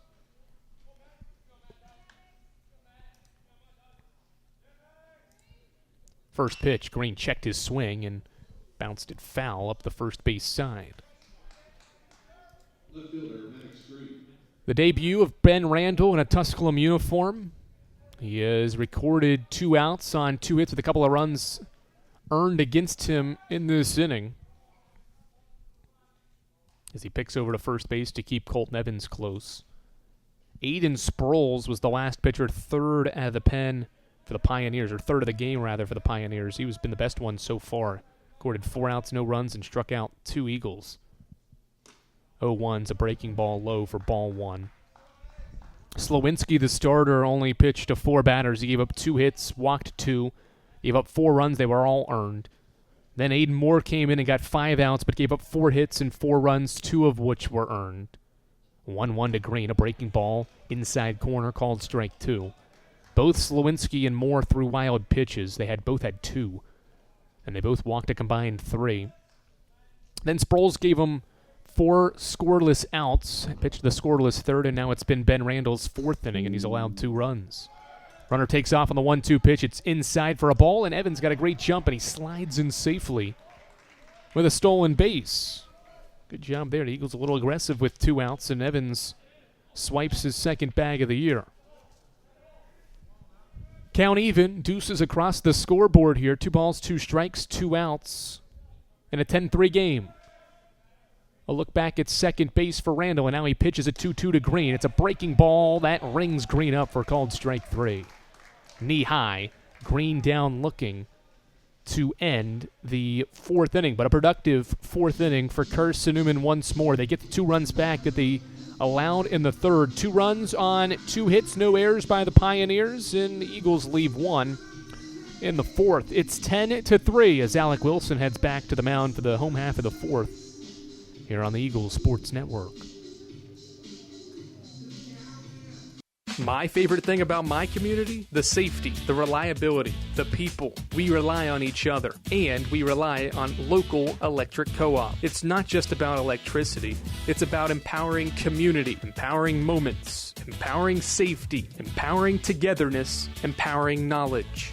That's why when I need something, I rely on my co-op. I trust my co-op because the co-op is us. We are the co-op. AEC, member-owned and service-driven. This is Carson-Newman men's basketball alum Taylor Hawkins. I want to help your family secure its financial future. I'm with Modern Woodman Financial Planning, where we touch lives and secure futures. Let Modern Woodman protect your family's financial security through life insurance, retirement planning, and financial services. You can contact me, Taylor Hawkins, at cneagles.com/Modern Woodman. That's cneagles.com/Modern Woodman. Help secure your family's financial future through Modern Woodman Financial Planning.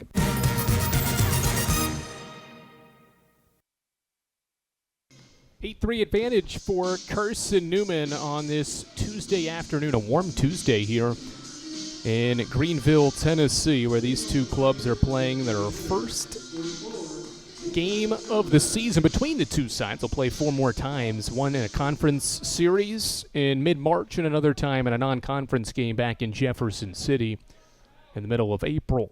Alec Wilson got the final out, his first career out recorded in a collegiate game, and now he tries to pitch a scoreless inning and will do so against the 8-9 one-hitters of Tusculum's order. First pitch of the inning is a ball outside to Mason Johnson. The lefty waits and swings and misses at a Wilson fastball for strike 1. Wilson got Evan Cage in the third for the final out of the inning. Now starts the fourth against Mason Johnson. 1-1 count.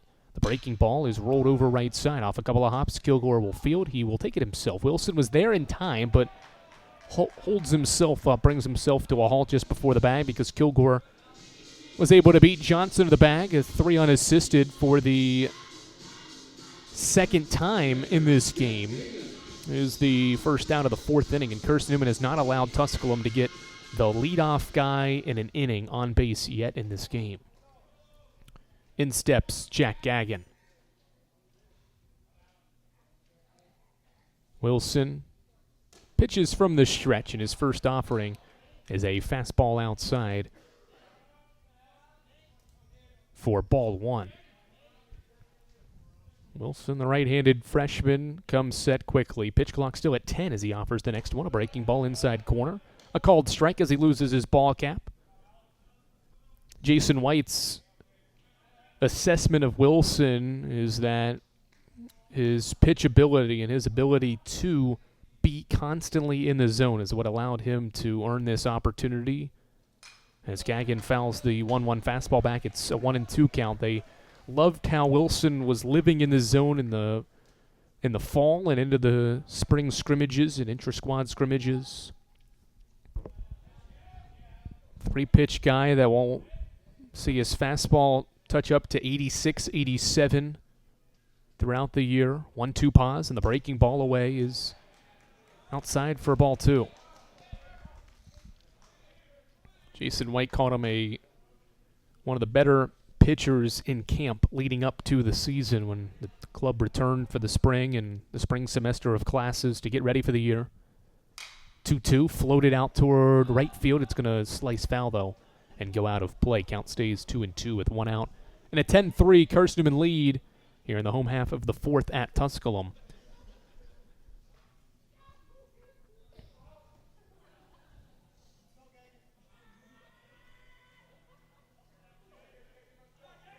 Wilson trying to retire the first two Tusculum hitters here in the fourth. The righty sets with a 2-2. Long pause, and the offering, a slider rolled foul. Using that slider a fair bit.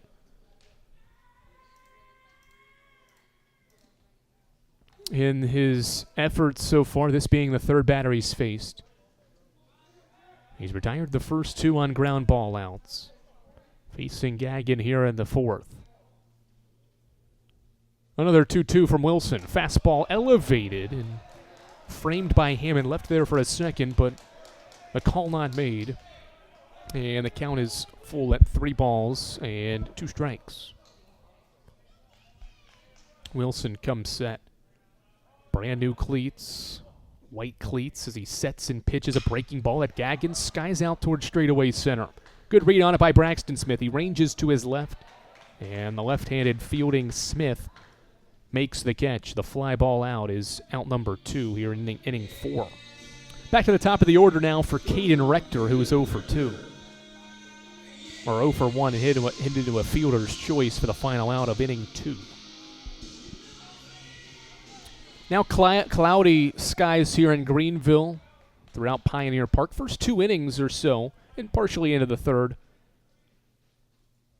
were sunny, but now it is cloudy on this mid-60s afternoon in Greenville, Tennessee, as the first offering is bunted foul by Rector. Carson-Newman's defense was playing back, and so Rector may have been able to reach there if that ball is bunted in fair territory. He's just 5'7", 170, so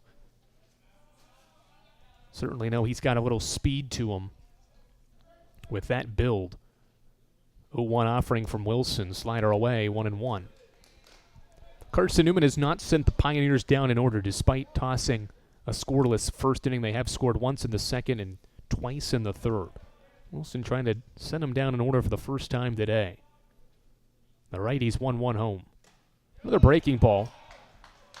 Hits the corner, and it's strike 2.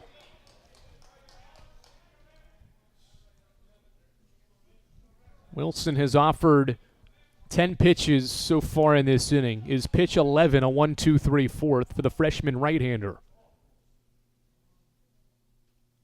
The offering home. A breaking ball rolled right back to him. He gloves it with ease. Will sprint and flip to Kilgore at first, and it's a 1-2-3 fourth inning for Alec Wilson. 4 up, 4 down for the rookie in his debut. He pitches a scoreless fourth and sends the Pioneers down in order for the first time today. We head to the fifth. Carson-Newman's lead is 10-3 on the Eagles Sports Network. In 2025, we celebrate 130 years of Carson-Newman athletics. Over the years, the teams at Carson-Newman have been known for their toughness and Christian spirit. Through the decades, teams and individuals playing at the highest levels have brought recognition for this little school on the banks of Mossy Creek. While we remember the past, we look towards the future. So join the Eagle Club today as we continue to support our athletes and coaches through funding and facilities. Talons up. Join the Eagle Club today. Visit seeaneagles.com/Eagle Club. We love to cheer for our home teams, like the Eagles. It means more when we're rooting for the people we know. Did you know Tri-Light is your home team internet provider? We're right here in Jefferson City, serving the people we know with our ultra-fast, ultra-reliable fiber broadband network. And we'd love to serve you. Learn more at trilight.net or by calling 833-847-0824. Go Eagles!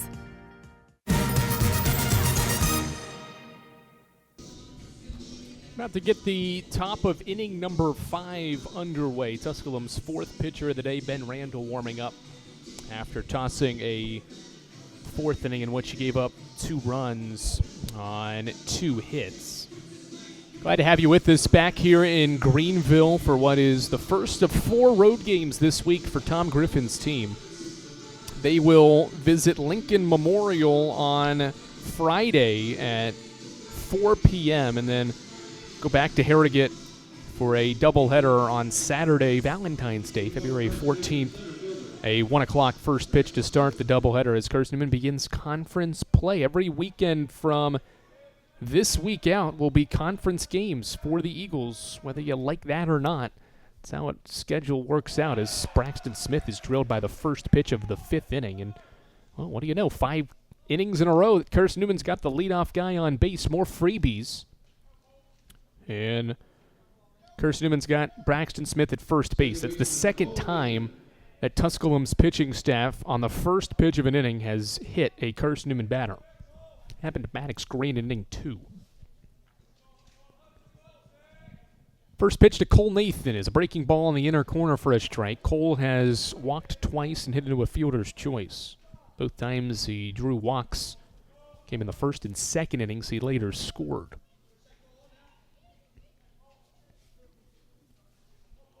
The ball's on a strike. Smith a short lead at first. Pitch is a strike on the breaking ball. Smith got a secondary lead that was extra extended than normal, and Tusculum's infield shouted going, and Smith was not going, and it forced Gagnon up out of his stance quickly, and he made a throw to first, but Smith was back with ease. Count 0-2 on Cole Nathan. That pitch was a strike. Randall sets and will pick to first now. Keep an extra closer eye on Braxton over at first base now. Conference play starts this weekend for the Eagles, and they'll only have 6 games under their belt before beginning conference play. Tusculum will have 7. They are 4-2 right now before they head to Catawba this weekend. 1-2, or 0-2 rather, is bounced toward the Eagles dugout. Nice snag by Sebastian Rodriguez. Left-handed snag on that one-hopper toward the Eagles dugout. Count stays 0-2. On Carson-Newman's all-sack second baseman in his junior season. Coming off a breakout sophomore year. Breaking ball into the dirt. Gagnon will watch Braxton Smith get a good read on that ball in the dirt and sprint up to second base. Tell you what, Carson-Newman has read the baseball well in the dirt in this game. Smith, as soon as he saw that ball hit the dirt, sprinted to second base. Gagnon had it get a few feet in front of him. By the time he grabbed and was stepping to throw, Smith was already sliding in. 1-2 to Nathan. Outside on a breaking ball away, 2-2. Nathan had to hold it there for a second and watch it go into the glove. And he guided it just off the plate for his second ball in this fourth at-bat of his today.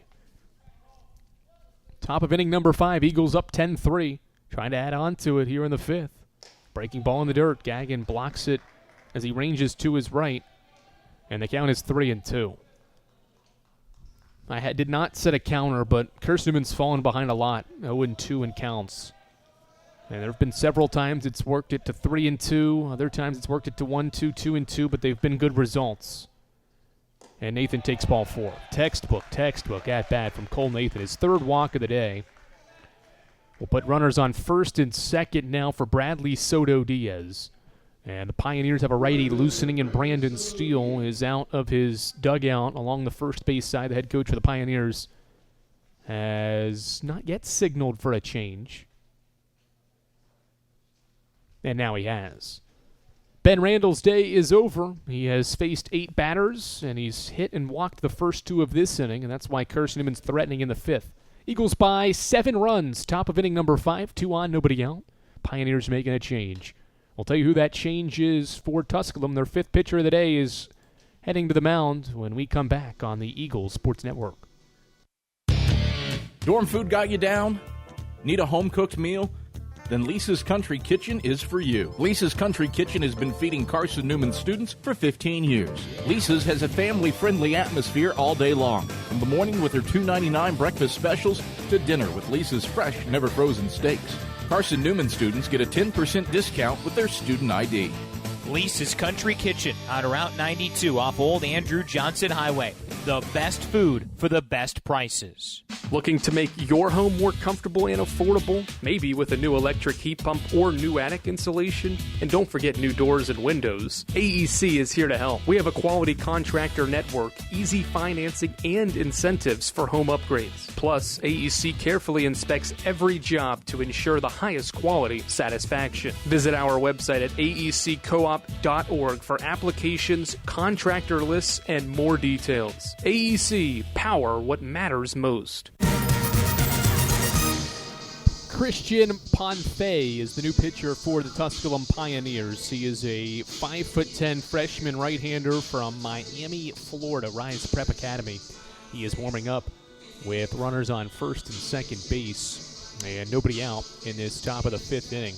Again, this is a Tusculum team that is playing for the 5th time in 3 days, and so Carson-Newman's got an advantage here where it's playing a team that's played a lot recently. They had a series, did the Pioneers with Charleston, moved to Sunday, Monday, and that's why they're playing 5-3, whereas Carson-Newman gutted it out in the cold weather and played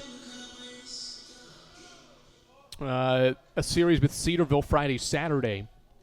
And that's why the Eagles are a little bit more well-rested than Tusculum would be for this midweek game. First pitch for Ponce is a swing and a miss by Soto Diaz, trying to be aggressive from the jump, and he swings and misses for strike 1. Ponce pitched in the opener of the series with Charleston. 2 innings of 1-run ball with 4 strikeouts. He threw 2 scoreless innings against Pembroke in the opener.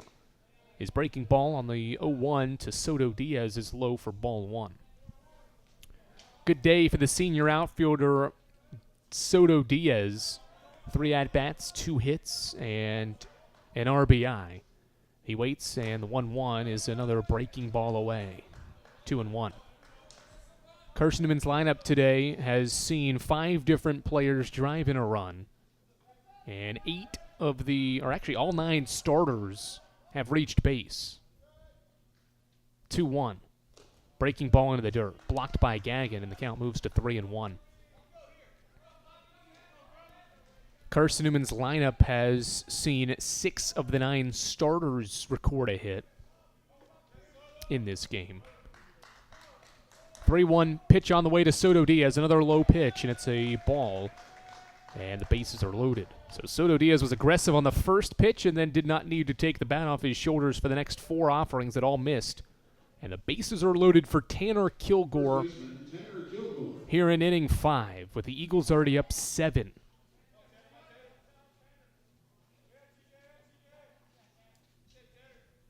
First pitch on the way, a high fastball for ball 1. Kilgore batting with the bases loaded for the 2nd time this year. He went 0 for 1 in an opportunity against Cedarville. 1-0 set, and Ponce's pitch is fouled back into the screen. 1-1 strike. There's nobody out. Braxton Smith's at third base. He was hit by a pitch. Cole Nathan was walked in what was a fantastic at-bat, an 8-pitch at-bat, and he drew his 3rd walk of the day. He's at second base, and Soto Diaz drew a 5-pitch walk. He's at first. Ponte's 1-1, a breaking ball that Kilgore waves at, and it's strike 2.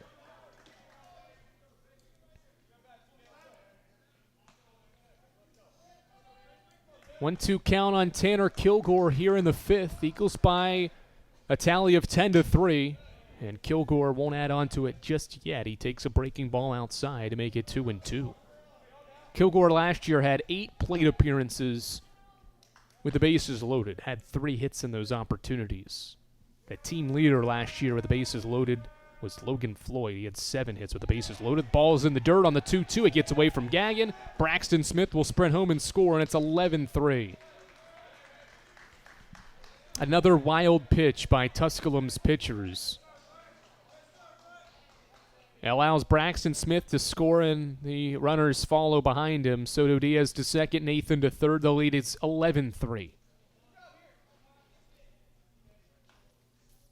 And the count is full on Kilgore.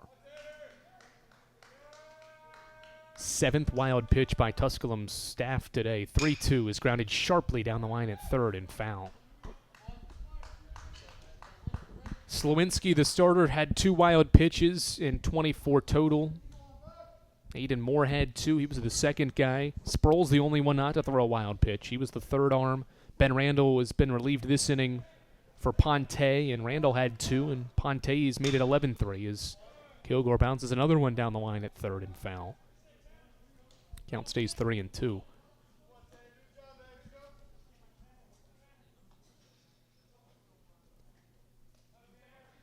Three balls, 2 strikes. Runners in scoring position with nobody out, and Kilgore swings and flies one to right. Absher sprinting in will make the catch. Nathan's tagging from third. Here comes the throw home. It's cut off by the first baseman, then thrown home, but late, well late. And Nathan scores on the sacrifice fly. Soto Diaz also moves up a spot. He goes second to third. And an RBI for Kilgore. Makes it 12-3. Carson-Newman here in the 5th. 4 productive at-bats for Tanner Kilgore. 3 singles and now a sac fly. Scores Nathan. And Kilgore has his 3rd RBI of the day. Hitting in the cleanup spot. Or hitting in the 5 spot, rather. Middle of the order. First pitch to Ian Hubbard is skied in the infield. Backing up is the second baseman, Mixa, into the outfield grass. He'll make the catch. Tusculum had its infield in there. And that's why the second baseman was in a more tougher situation to go catch that pop-up by Hubbard. It was more difficult because he was playing on the infield grass and had to go back to the outfield grass to make the catch behind second for the second out. And now Aiden Gibson with 2 away. Second time Hubbard's been retired. And now Gibson bats. First pitch from Ponte is hit hard on a line to left field, right to the left fielder who leaps up, and Scarfone makes the catch. Boy, Gibson got a hold of that ball, but Scarfone was in perfect position to make the catch on the fly ball out, and the inning is over. How about this? Carson-Newman did not need a hit in inning 5 to score twice. 2 runs on no hits, no errors, and they leave a runner at third in the frame. The lead for the Eagles is 12-3. We've played 4.5 innings of baseball here in Greenville. We're heading to the home half of the 5th after this. We love to cheer for our home teams, like the Eagles. It means more when we're rooting for the people we know. Did you know Tri-Lite is your home team internet provider? We're right here in Jefferson City, serving the people we know with our ultra-fast, ultra-reliable fiber broadband network. And we'd love to serve you. Learn more at trilite.net or by calling 833-847-0824. Go Eagles! How do you know you're in a community, not just a town? Well, strangers smile as they walk by. They refill your coffee without you asking. And when you ask directions, people offer to walk you there. Communities give more. The way you know when you walk into First Bank that you are in a real community bank. Great products, direct access to your local bankers, and relationships that can last a lifetime. Don't just have an account. Have a community with First Bank. Member FDIC. Alec Wilson back out to the mound for Carson-Newman. He has tossed An inning and a third. He's faced 4 batters, and he's retired all 4 of them. Since relieving Drew Fletcher in the 3rd inning, the true freshman Fletcher got his first career start. His debut was today, 2 2/3 of 2-run ball with a walk, no strikeouts in the 15 batters he faced. And then Wilson came in, got the final out of the 3rd, and then threw a scoreless 4th. He goes back to work here in the home half of the 5th against Tusculum's 2, 3, and 4 hitters. Mixa leads off, and the first pitch is lined back up the middle of base hit. So 4 outs on 4 batters faced for Alec Wilson. And he gives up a Keegan Mixa leadoff single on the first pitch of the 5th. Here comes Jake Absher. We'll take a look around the South Atlantic Conference as we navigate our way through this 5th inning. Carson-Newman among other teams that are still unbeaten in league play this season. We'll update the scoreboard as we update the standings so far as well. Wilson sets first pitch to Absher. Breaking ball in there for a called strike. Absher today so far a single and a walk. He's reached both times. Heading into today's games, Carson-Newman is the only team, one of 4 teams that is still undefeated through the first 2+ weeks of the Division II baseball season. A pick over to first and back safely is Mixa diving. Anderson is 6-0. Kataba's 3-0. And Lenore Ryan's 3-0. The righty Wilson sets and pitches a breaking ball that misses away. Lost his ball cap as well. On the offering, 1-1. Pioneer Field has sun covering all but the first baseman, the pitcher Wilson, and the catcher Hammond. In the batter's box, obviously, as well. 1-1 set for Wilson. His breaking ball is hit sharply into left field for a base hit. Back-to-back line drive singles have placed runners on first and second. Pioneers for the first time in this game got the leadoff guy on, and they've built off that with an Absher single. First and second now for Colby Watson. And Carson-Newman starting to get some guys active down the line in the bullpen.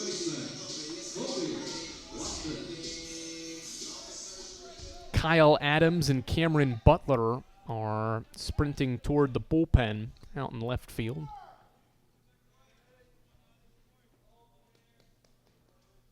Two on, nobody out. Here in the bottom half of the 5th, Watson, the lefty, waits on the first pitch, and it's inside for a ball. 12-3 game. Wilson facing some adversity here in his first collegiate effort. Retired the first 4 batters. The bottom 4 hitters in the order. The bottom 3, and then the leadoff guy, Rector. Navigating the heart of the order here, and Watson, the cleanup hitter. The 1-0 is a breaking ball for a strike.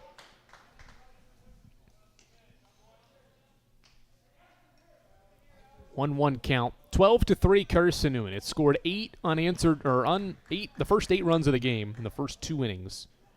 Pioneers responded with the next 3, but Carson-Newman scored the last 4 to lead 12-3. Swing and a drive to right field. This ball is hit well. Soto Diaz going back to the warning track. There's just enough room in this park to make the catch. And the throw goes to second where Gibson gobbles it up and sees Mixa move to third. So a long fly ball out. That ball was hit probably 315 feet toward right field where it's about 331. Soto Diaz had just enough room. The park beneficial for Wilson to get the first out of the 5th, and now Steve Scarfone with the runners with 2 corners occupied for the Pioneers here. Scarfone is 1 for 2 with a double. Wilson would love a double play here to get out of this 5th inning. The freshman sets and offers a breaking ball, waist high for a strike.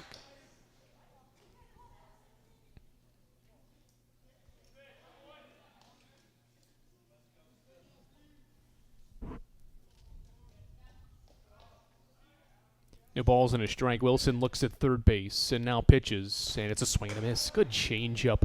Wilson made Scarfone look a little goofy there. He overswung at that pitch, was trying to drive one, and the changeup threw Scarfone off balance on the delivery from Wilson, moves it to 0-2.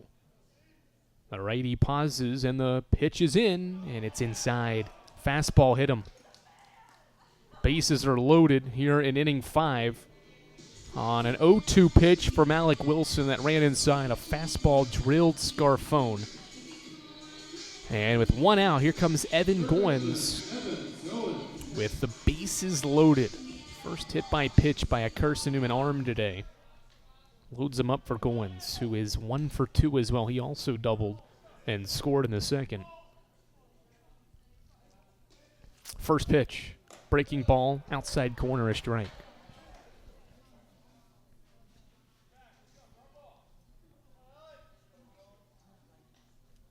The left-handed hitting Evan Goins, the third baseman waiting on a Wilson offering. The 0-1 set for the righty and the pitch home is a foul ball lined back to the screen. It's 0-2. Where does Wilson go here? Nowhere to put Goins, obviously. He lost Scarfone on a hit by pitch on an 0-2. Can he bounce back here and get the third baseman Goins on an 0-2 here? The bases loaded for Tusculum in the 5th. 5 on the pitch clock as Wilson sets. It's down to 2, and he offers the 0-2 that Goins slaps to short where Gibson catches. He'll throw to second for the double play. 6-4 double play to end the 5th. How about the play from AG? The senior ranges to his right, and they double up Absher at second base for the final out of the 5th. Just what the doctor ordered, and Carson-Newman's defense delivers. A double play ends the 5th. No runs, 2 hits, no errors, and the Pioneers leave 2. We've played 5 innings here at Pioneer Park. It's 12-3 Carson-Newman, and this is the Eagle Sports Network. Dorm food got you down? Need a home-cooked meal? Then Lisa's Country Kitchen is for you. Lisa's Country Kitchen has been feeding Carson-Newman students for 15 years. Lisa's has a family-friendly atmosphere all day long, from the morning with their $2.99 breakfast specials to dinner with Lisa's fresh, never-frozen steaks. Carson-Newman students get a 10% discount with their student ID. Lisa's Country Kitchen on Route 92 off Old Andrew Johnson Highway. The best food for the best prices. Looking to make your home more comfortable and affordable? Maybe with a new electric heat pump or new attic insulation? And don't forget new doors and windows. AEC is here to help. We have a quality contractor network, easy financing, and incentives for home upgrades. Plus, AEC carefully inspects every job to ensure the highest quality satisfaction. Visit our website at aeccoop.org for applications, contractor lists, and more details. AEC, power what matters most. Carson-Newman's defense has been pretty dang good so far through 5 games. They have committed 2 errors today, but an elite defensive play by Aiden Gibson on a line drive that was hit pretty well. Gibson moved to his right and then was smart enough to throw to second where Cole Nathan was waiting for the ball to double up Absher to get out of a bases-loaded 1-out jam in the 5th. Tusculum's chance to maybe cut into this 9-run game comes up empty, and now we start the 6th inning with Colton Evans taking the first pitch for a ball from Ponce, who delivers the next one, and Evans smacks it out towards straightaway center. Back goes Cage, near the wall. He looks up, and it's gone! Colton Evans crushes a 1-0 fastball to dead center field for his first career Carson-Newman home run, and it's 13-3. He had to hit it more than 400 feet, and he did. And he dives into his teammates just outside the first base dugout. Carson-Newman's second long ball of the year. And what a moment for Evans, who has battled so much adversity over the last 2 years, finally getting the opportunity to showcase his abilities. And he does there with his second hit of the game, a solo bomb to start the 6th inning. He got a hold of one in inning 2, a fly out to left that went up to the warning track, and that one was crushed to start the inning. Kevin Hammond takes a first pitch strike, and now the second offering is a breaking ball away. 1-1. Evans hit it right over top of the pitch clock, which is positioned, if you're looking at it from behind home plate, in the bottom left corner of the batter's eye. Swinging a foul ball by Hammond up over top the first base dugout, and it's 1-2. Nobody really reacted, especially from the Carson-Newman dugout and others in the stands, about how well that ball was hit. But a nice little wind gust pushing out for the hitters today. Allow that one to leave the park for Evans as Hammond is rung up on strikes, takes called strike 3 for the first out of inning 6. And we'll head back to the top of the order here for Maddox Green. And it just kept carrying, and the more you watched it, the more you felt like, man, that thing's going to sail easily over the center field wall, and it did. Maddox Green back to the batter's box, and he takes a ball high. 1-0. He has reached 3 times in 4 trips. A walk, a hit by pitch, and a single in the first 3 innings, and then he struck out looking in the 4th. 1-1 home, a fastball knee-high for a strike from Ponce.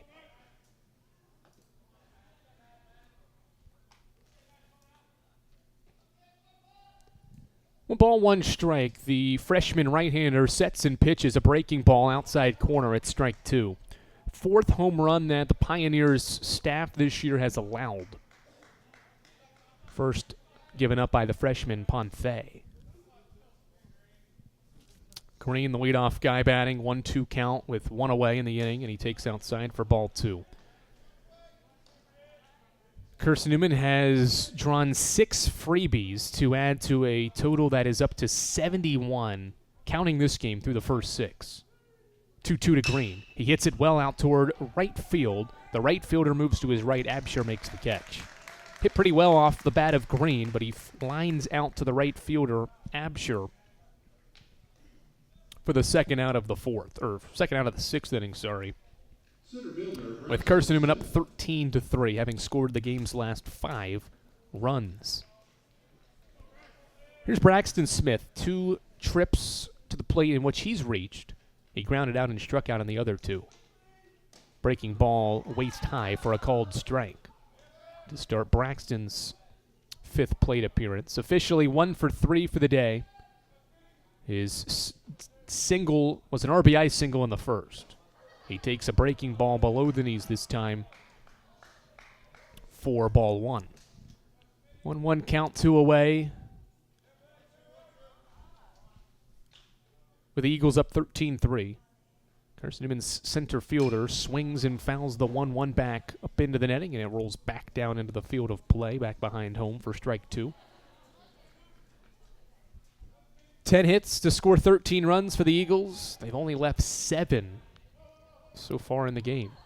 They've had base runners multiple on in almost every inning as Smith swings and foul tips that ball into Gaggin's mitt for the final out of the inning. Ponce recovers after the leadoff home run. Colton Evans' first career Carson-Newman home run. Helps the Eagles score a run in the 6th inning. A run on a hit, no errors, nobody left for the Eagles in the top half of inning 6. We head to the home half. It's 13-3 Carson-Newman, and the Eagles will have a new pitcher heading to the mound when we come back on the Eagles Sports Network. We love to cheer for our home teams, like the Eagles. It means more when we're rooting for the people we know. Did you know Tri-Lite is your home team internet provider? We're right here in Jefferson City, serving the people we know with our ultra-fast, ultra-reliable fiber broadband network. And we'd love to serve you. Learn more at trilite.net or by calling 833-847-0824. Go Eagles! How do you know you're in a community, not just a town? Well, strangers smile as they walk by. They refill your coffee without you asking. And when you ask directions, people offer to walk you there. Communities give more. The way you know when you walk into First Bank that you are in a real community bank. Great products, direct access to your local bankers, and relationships that can last a lifetime. Don't just have an account. Have a community with First Bank. Member FDIC.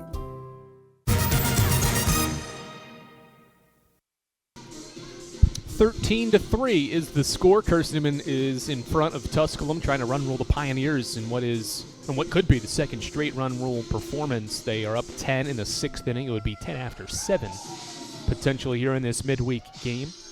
13-3, and Evan Cage is part of 7-8-9 for the Tusculum order here, scheduled to hit against Kyle Adams for Carson-Newman. Adams makes his collegiate debut for Carson-Newman. He pitches for the Eagles in this 6th inning, and facing Evan Cage, the center fielder, who's 0 for 2, and the first pitch is an inside fastball from the redshirt freshman from Gordonsville, Tennessee, and Gordonsville High School as well. Redshirted last year, second year with the program. He winds and pitches a 1-0 that is lined sharply to left. Maddox Green is moving back, and he makes the catch.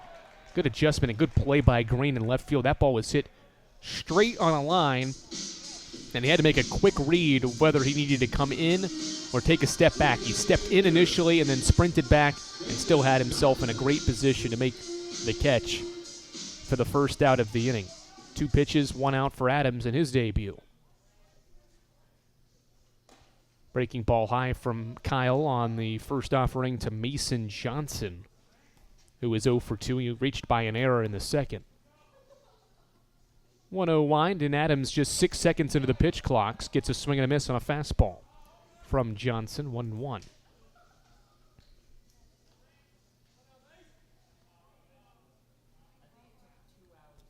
Next one home, a high fastball, well out. Side for ball 2. Adams had an injury, a minor injury, early this spring as he misses inside here to make it 3-1. A minor injury that set him back just a little bit from where he could have been heading into the start of the year. Did not dress out in the opening weekend series as he winds, and the 3-1 home is a fastball on the inside corner that forces Johnson to swing and foul it back for strike 2. Did not dress out in the opening series against Charleston, and then did dress out against Cedarville. Did not pitch, but gets his first opportunity here in a 13-3 game in the 6th inning. 3-2 to Johnson. He swings and hammers it foul back behind the first base dugout. Third different pitcher Carson-Newman's used, and all 3 have made their collegiate debuts. 2 true freshmen, and Adams right now the redshirt freshman. Winding, and another payoff home is hit sharply through the right side for a base hit. Good hit by Johnson. He's got his first of the day in Tusculum's 8th. 1 out runner brings Jack Gagnon to the plate. And just kidding, it's going to be a pinch hitter. Pioneers are going to bring Adrian Salas to the plate. And they're also going to bring in a runner at first base for Johnson. Johnson is the DH. And they are going to bring in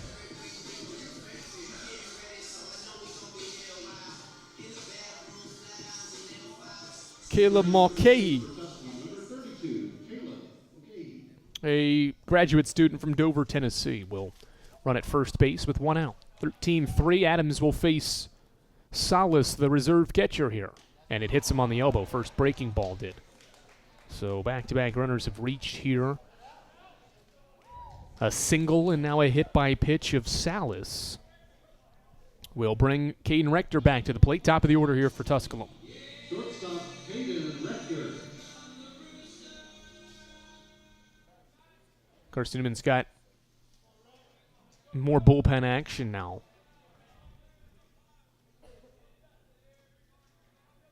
As Adams comes set with 2 on and 1 out. He looks at second base and now pitches a high fastball for ball 1.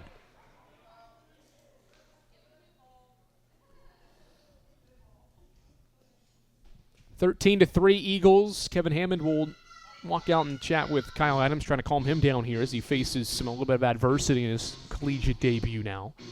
13-3 Eagles. If you're just joining us here on the Eagles Sports Network, we're glad you're with us. Carson-Newman scored the game's first 8 runs in the first 2 innings, a 5-run first, a 3-run second. Tusculum would respond. They scored a run in the second, 2 in the third to make it 8-3. But then Carson-Newman has scored the last 5 over the last 3 frames, 2 in the 4th, 2 in the 5th, 1 in the 6th, to make it a 10-run game. Adams back on the mound, sets and pitches a fastball, a strike to Rector. He did not like the call. Hammond did a good job and framed it well on a pitch that was near the top half of the strike zone. 1-1. Rector's 0 for 2, or 0 for 3 rather, as he watches the pitch go for a strike. Throw down to first, and they got him.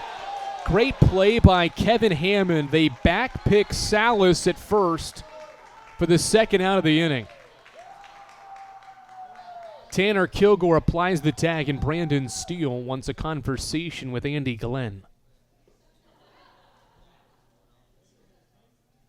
They go toe-to-toe at the first base line. Glenn was behind the pitcher's mound and made the call from there. Great read by Hammond. Salas had a little bit of an extended secondary lead at first, and he made a sharp throw up the line, and Kilgore applied the tag. A fantastic job by the Lipscomb transfer for the second out of the inning.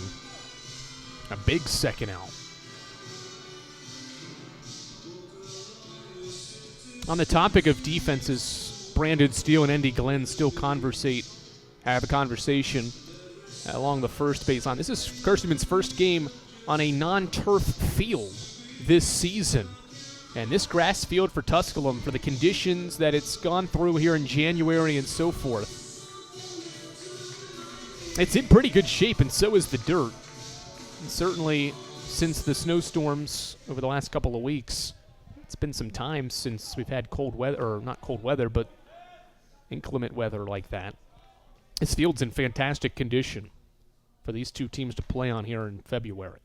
Out recorded, there's 2 away, and now on a 2-1 to Rector, he takes for ball 3. So a big second out. Now frees up first base if needed for what is a 3-1 count on the leadoff shortstop Rector.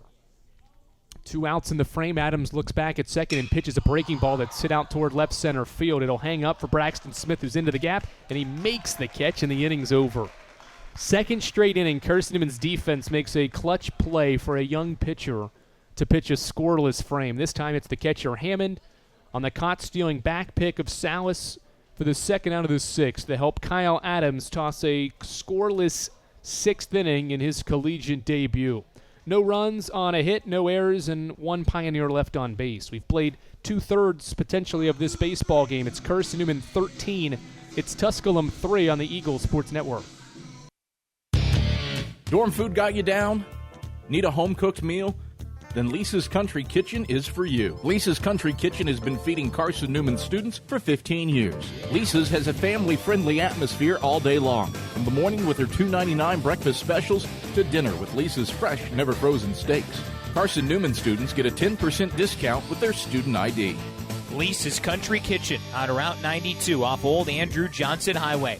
The best food for the best prices. Looking to make your home more comfortable and affordable? Maybe with a new electric heat pump or new attic insulation? And don't forget new doors and windows. AEC is here to help. We have a quality contractor network, easy financing, and incentives for home upgrades. Plus, AEC carefully inspects every job to ensure the highest quality satisfaction. Visit our website at aeccoop.org for applications, contractor lists, and more details. AEC, power what matters most.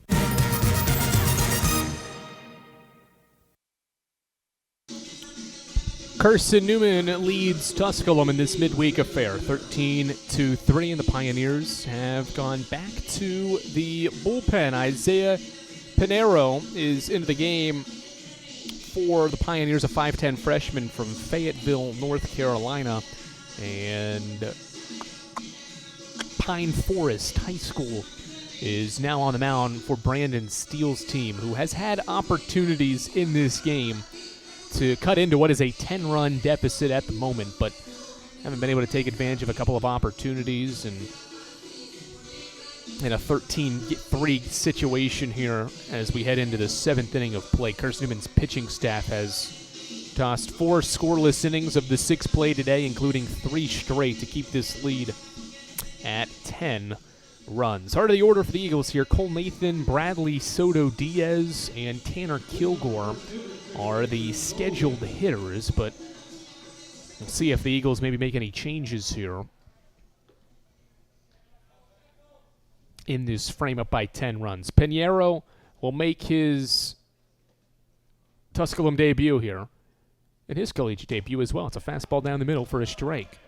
High school career stats, 3.5 ERA, 12 wins, 191 strikeouts. At Pine Forest High School, he winds and pitches a 0-1 pitch to Nathan, a high fastball. This one out of the zone with Salas catching still for ball one. Good day for Cole Nathan. He's not recorded a base hit, but he has been on base 3 times because he's drawn 3 walks. He's scored on all 3 situations as well. He's been able to reach base, and he takes one high for ball 2. Plate discipline's been an early theme and part of Carson-Newman's success to start 5-0 for just the 3rd time in the program's D2 era. 2-1 home. Fastball away, 3-1. 3 straight pitches missed the zone here from Pinheiro. Today, the Eagles have been just as good in that category. They have drawn 6 walks and have been hit by 3 pitches. 3-1 home. Fastball, low ball 4. Nathan's walked a 4th time in 5 trips to the dish. Carson-Newman will make a change here. Cleanup spot will no longer be Bradley Soto Diaz's. It will be Ryan Bolton's. Ryan Bolton will pinch hit for Carson-Newman here in the away half of the 7th frame, and he'll get an opportunity. A guy that started a bunch of games last year out in left field. So far this year hitting .375 with a pair of runs batted in, and he takes a strike on the first offering he sees from Pinheiro. 13-3 Eagles, top of the 7th inning. Trying to add on to a quality effort so far. The set and the offering to Bolton bounces in the dirt. Nice stop by Salas in the dirt. And he throws to first, but Nathan back safely in time. So we're going to take a look around the South Atlantic Conference. I think I said that in the 5th inning. And we're going to do that in this frame. A couple of games already final. 1-1 to Bolton is a chopper through the right side. A diving mixer can't come up with it, and Nathan will stay put at second base. He moves up a station on Bolton's pinch hit single. And with runners on first and second, it will still be Tanner Kilgore, the first baseman to hit here, with nobody out, and runners on first and second here in the 7th. Around the South Atlantic Conference today, a run rule win for Catawba, 15-2 over Barton in 8 innings.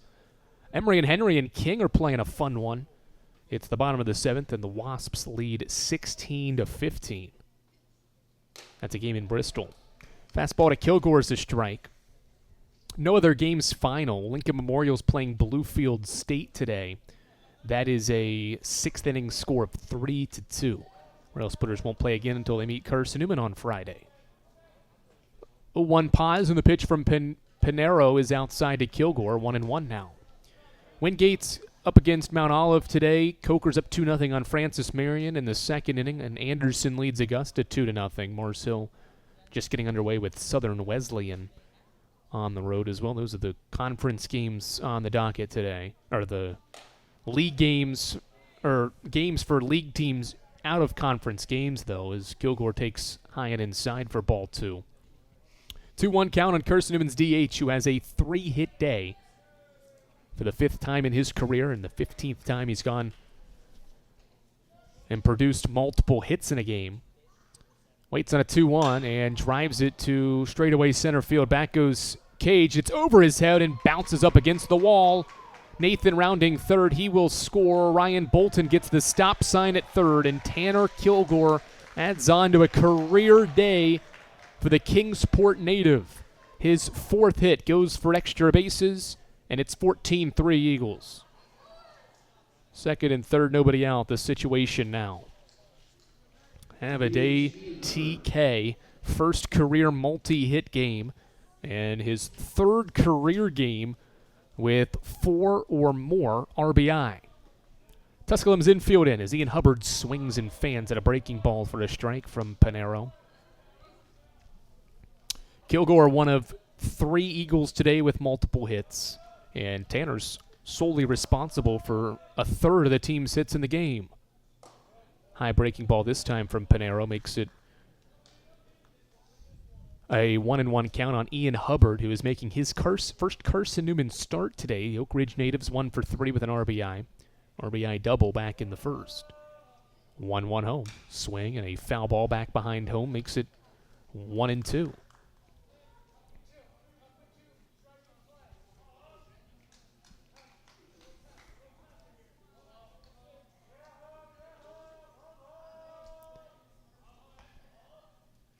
One, 2 to Hubbard, a high breaking ball, 2-2. Second straight game. How about this second straight game that Carson-Newman has a player record 4 hits? Braxton Smith had 4 in the finale against Cedarville, and Tanner Kilgore's got 4 today. 2-2 set for Pinero. Runners in scoring position for Hubbard, who swings and misses behind a fastball for the first out of the 7th inning. And here comes Aiden Gibson. The shortstop, Pete Gibson.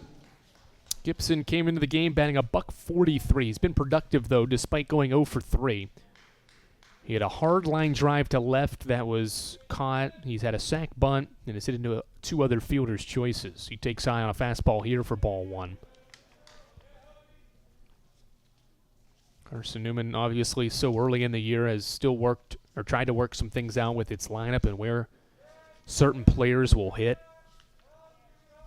Gibson's been one of those guys that's floated around so far as he takes high and inside. Nearly got hit by that inside fastball. It's 2-0, and now Salas wants to talk with Pinero after that pitch inside, and he's missed on the first 2 of this appearance against Gibson.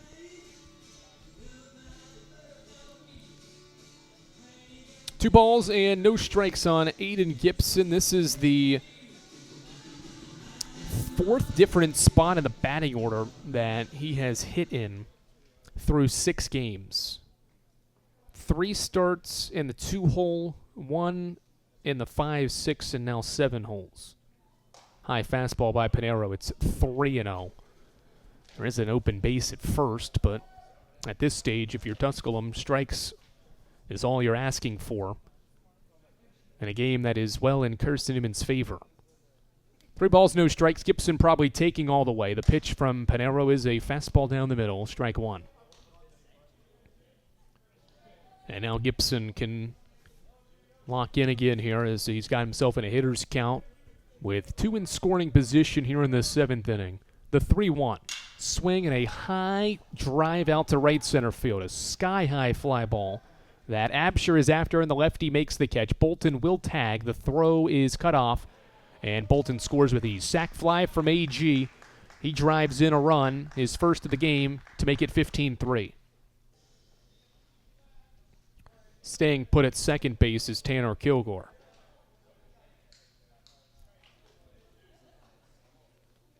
Second sac fly by the Eagles in the game. 15-3, and here's Colton Evans. Fresh off a solo home run, his first in an Eagles uniform. Last half inning. First pitch from Pinero, high and inside. Well, again, if you're just joining us today, Carson-Newman so far throughout the rest of this game has scored 7 unanswered runs to lead by 12. But it's playing without 2 starters who had started each of the first 5 games of the year. But the offense has had no problems dealing with that as Evans takes a breaking ball down the middle for a strike. John O'Pierce out with an illness, as is Logan Floyd. That is your shortstop and first baseman, and Floyd, one of the best hitters in the league, hitting in that 3 spot. And even with his great talent, as Evans is hit by an inside fastball, that'll be the 4th hit by pitch issued by Tusculum in the game. First by Pinero, puts runners on first and second. And that will bring Trace Alexander to the plate. Trace will pinch hit here in the catcher's spot and the 9 spot, which is Kevin Hammonds.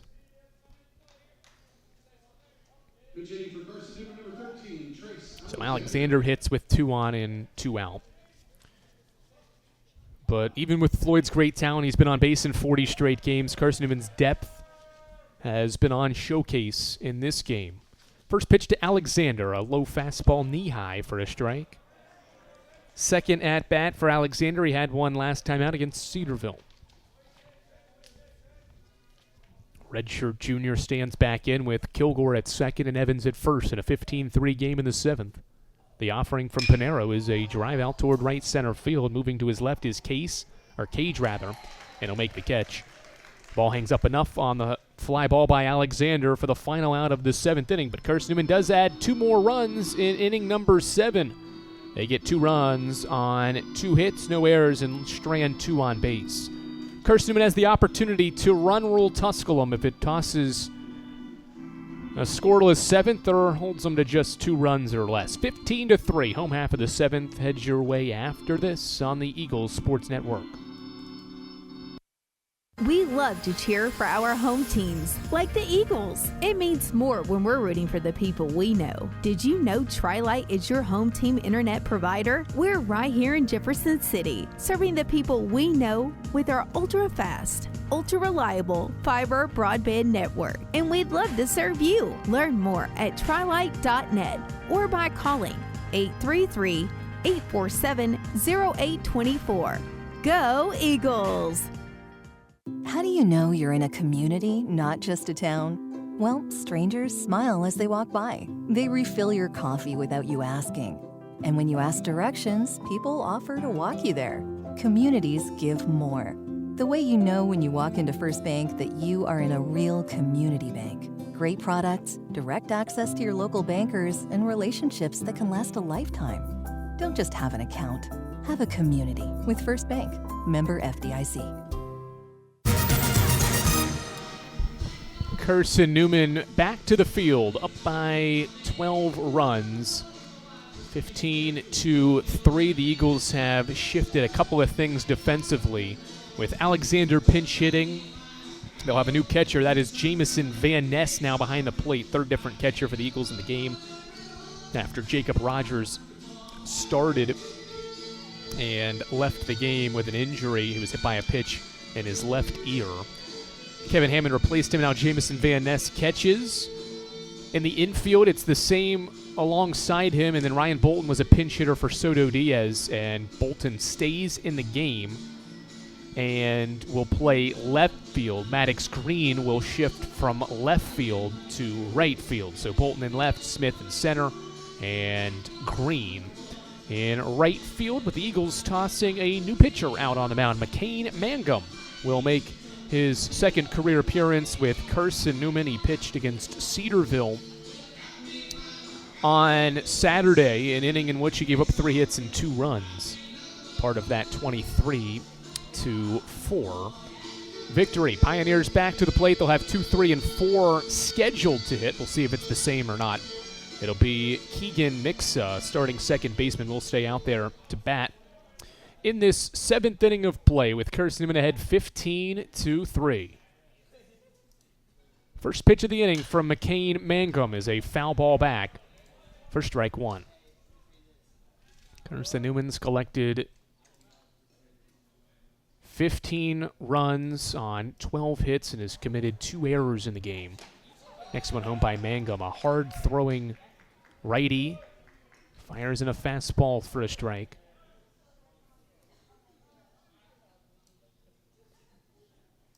And now his 0-2 is a ground ball to short. Off a couple of hops, Gibson will field it cleanly, and he tosses it over in time for out number 1. Gibson, again, has been sharp at short. Besides the one mistake, he has been good there, as Jake Absher will come to the plate. He's not been retired by Carson-Newman's hitters yet in this game. He is 2 for 2. He's been walked once and is singled in his other 2 opportunities as Mangum bounces in a breaking ball.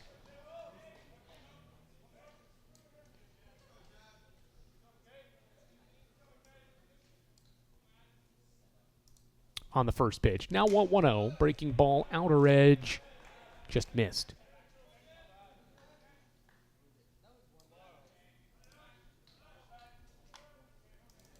Two balls, no strikes on Absher, the right fielder, and he hits one sky high but foul. Back behind Tusculum's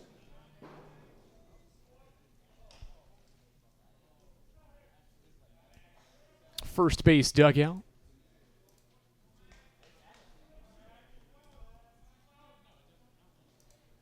The righty winds, and his offering home a fastball knee high for strike 2.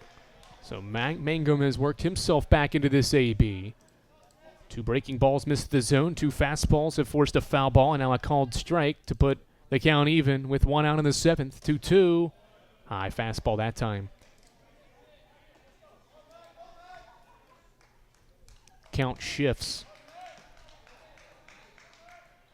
to full, and now the payoff for Mangum is a grounder foul into the Eagles' dugout.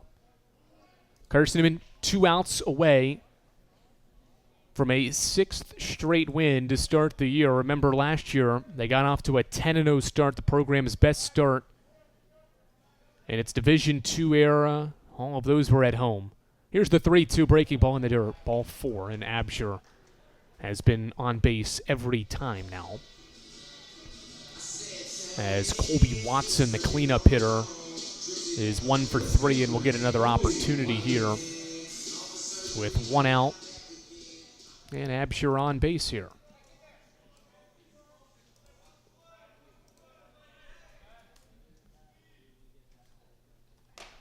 First pitch from Mangum, a nice fastball. Good velocity on it to deliver strike 1.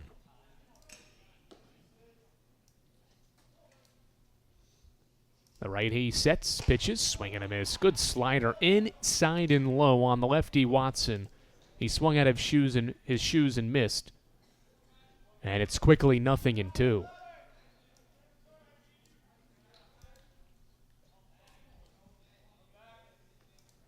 The left-handed hitter stands back in as Mangum's 0-2 home is grounded to first underneath Kilgore's mitt and into right field. Green gobbles it up and will throw it into second base, but Absher's headed for third and he gets there. And now runners are on first and third with 1 out for Steve Scarfone. Good hit ball there by Colby Watson.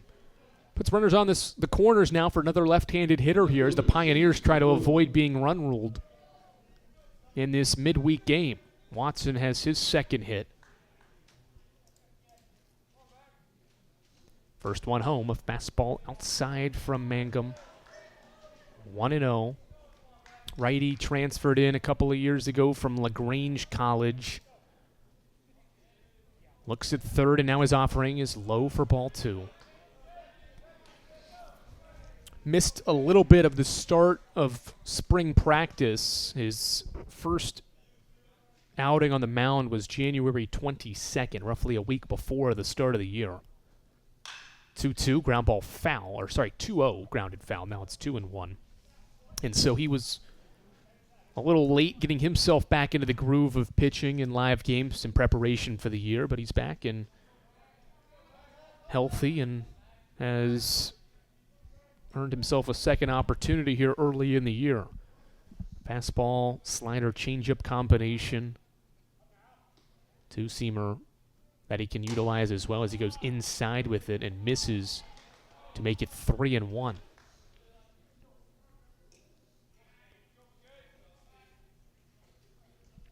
Three balls and 1 strike. It's 15-3 Carson-Newman, home half of the 7th for Tusculum. They're batting with the corners occupied as Scarfone lines one foul, lifted behind the first base dugout, and it's a full count now. 3-2.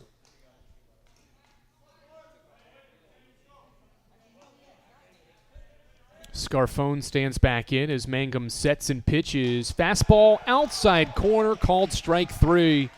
McCain Mangum has his first career strikeout in the orange and blue, and that's the second out of the 7th.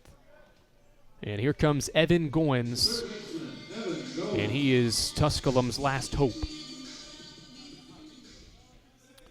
They have actually called that ground ball to Kilgore at first base, not a hit for Watson. It's going to be a fielding error as this ball's lined foul down the first base line.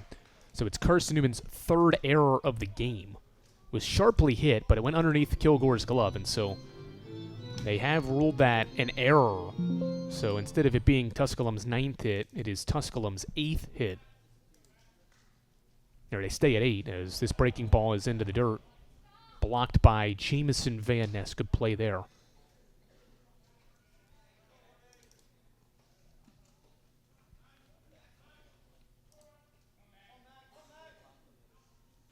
1-1 set. The pitch by Mangum is hit out toward left center field. Braxton Smith is moving over into the gap. He's sprinting over. He's after it. He's got it.